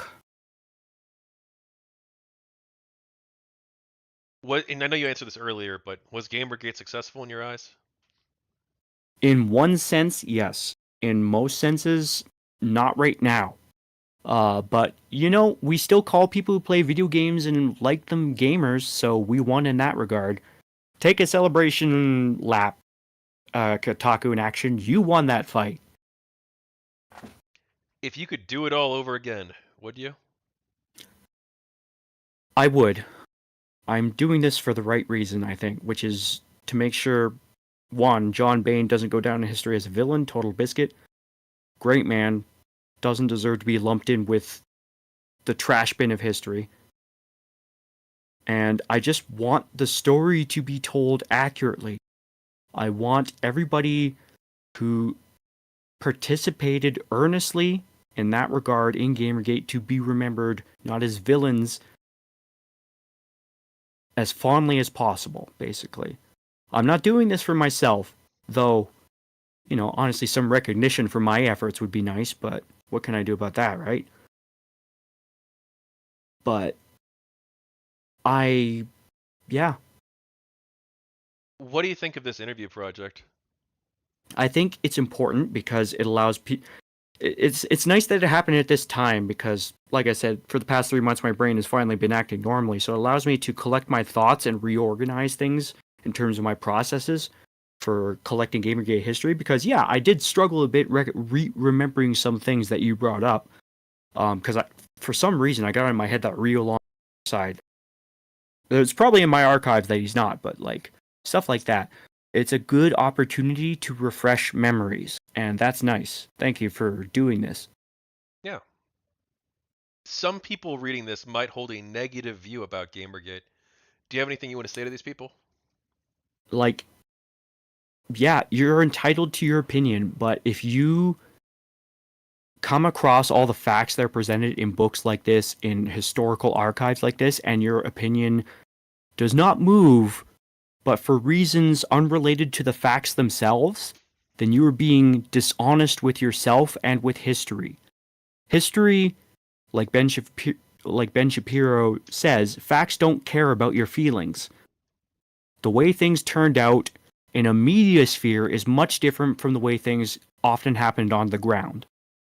Like the media is in itself in service to get your attention. It is not in service philosophically to tell the truth. As long as you remember that, please be open to, if not outright changing your mind, at least going, huh, maybe I should look into this more. All right. Anything else you want to talk about? No, I think that summed up all the notes I made, unless, let's see here. I want to state, I bear no ill will towards the literally Hughes, except for the stupid things that they said. I Most of my ill will is towards the gaming media that boosted them. And also Leigh Alexander. That woman is a cunt. She celebrated the day that Total Biscuit died, and I don't care who you are or what gender you are. You're acting like a cunt. You deserve to be called a cunt. Fuck you, Leigh Alexander. No one likes you. Awesome. Well, hey, thanks for coming on, man. Thanks for having me. All right. Well, And I there you hope your project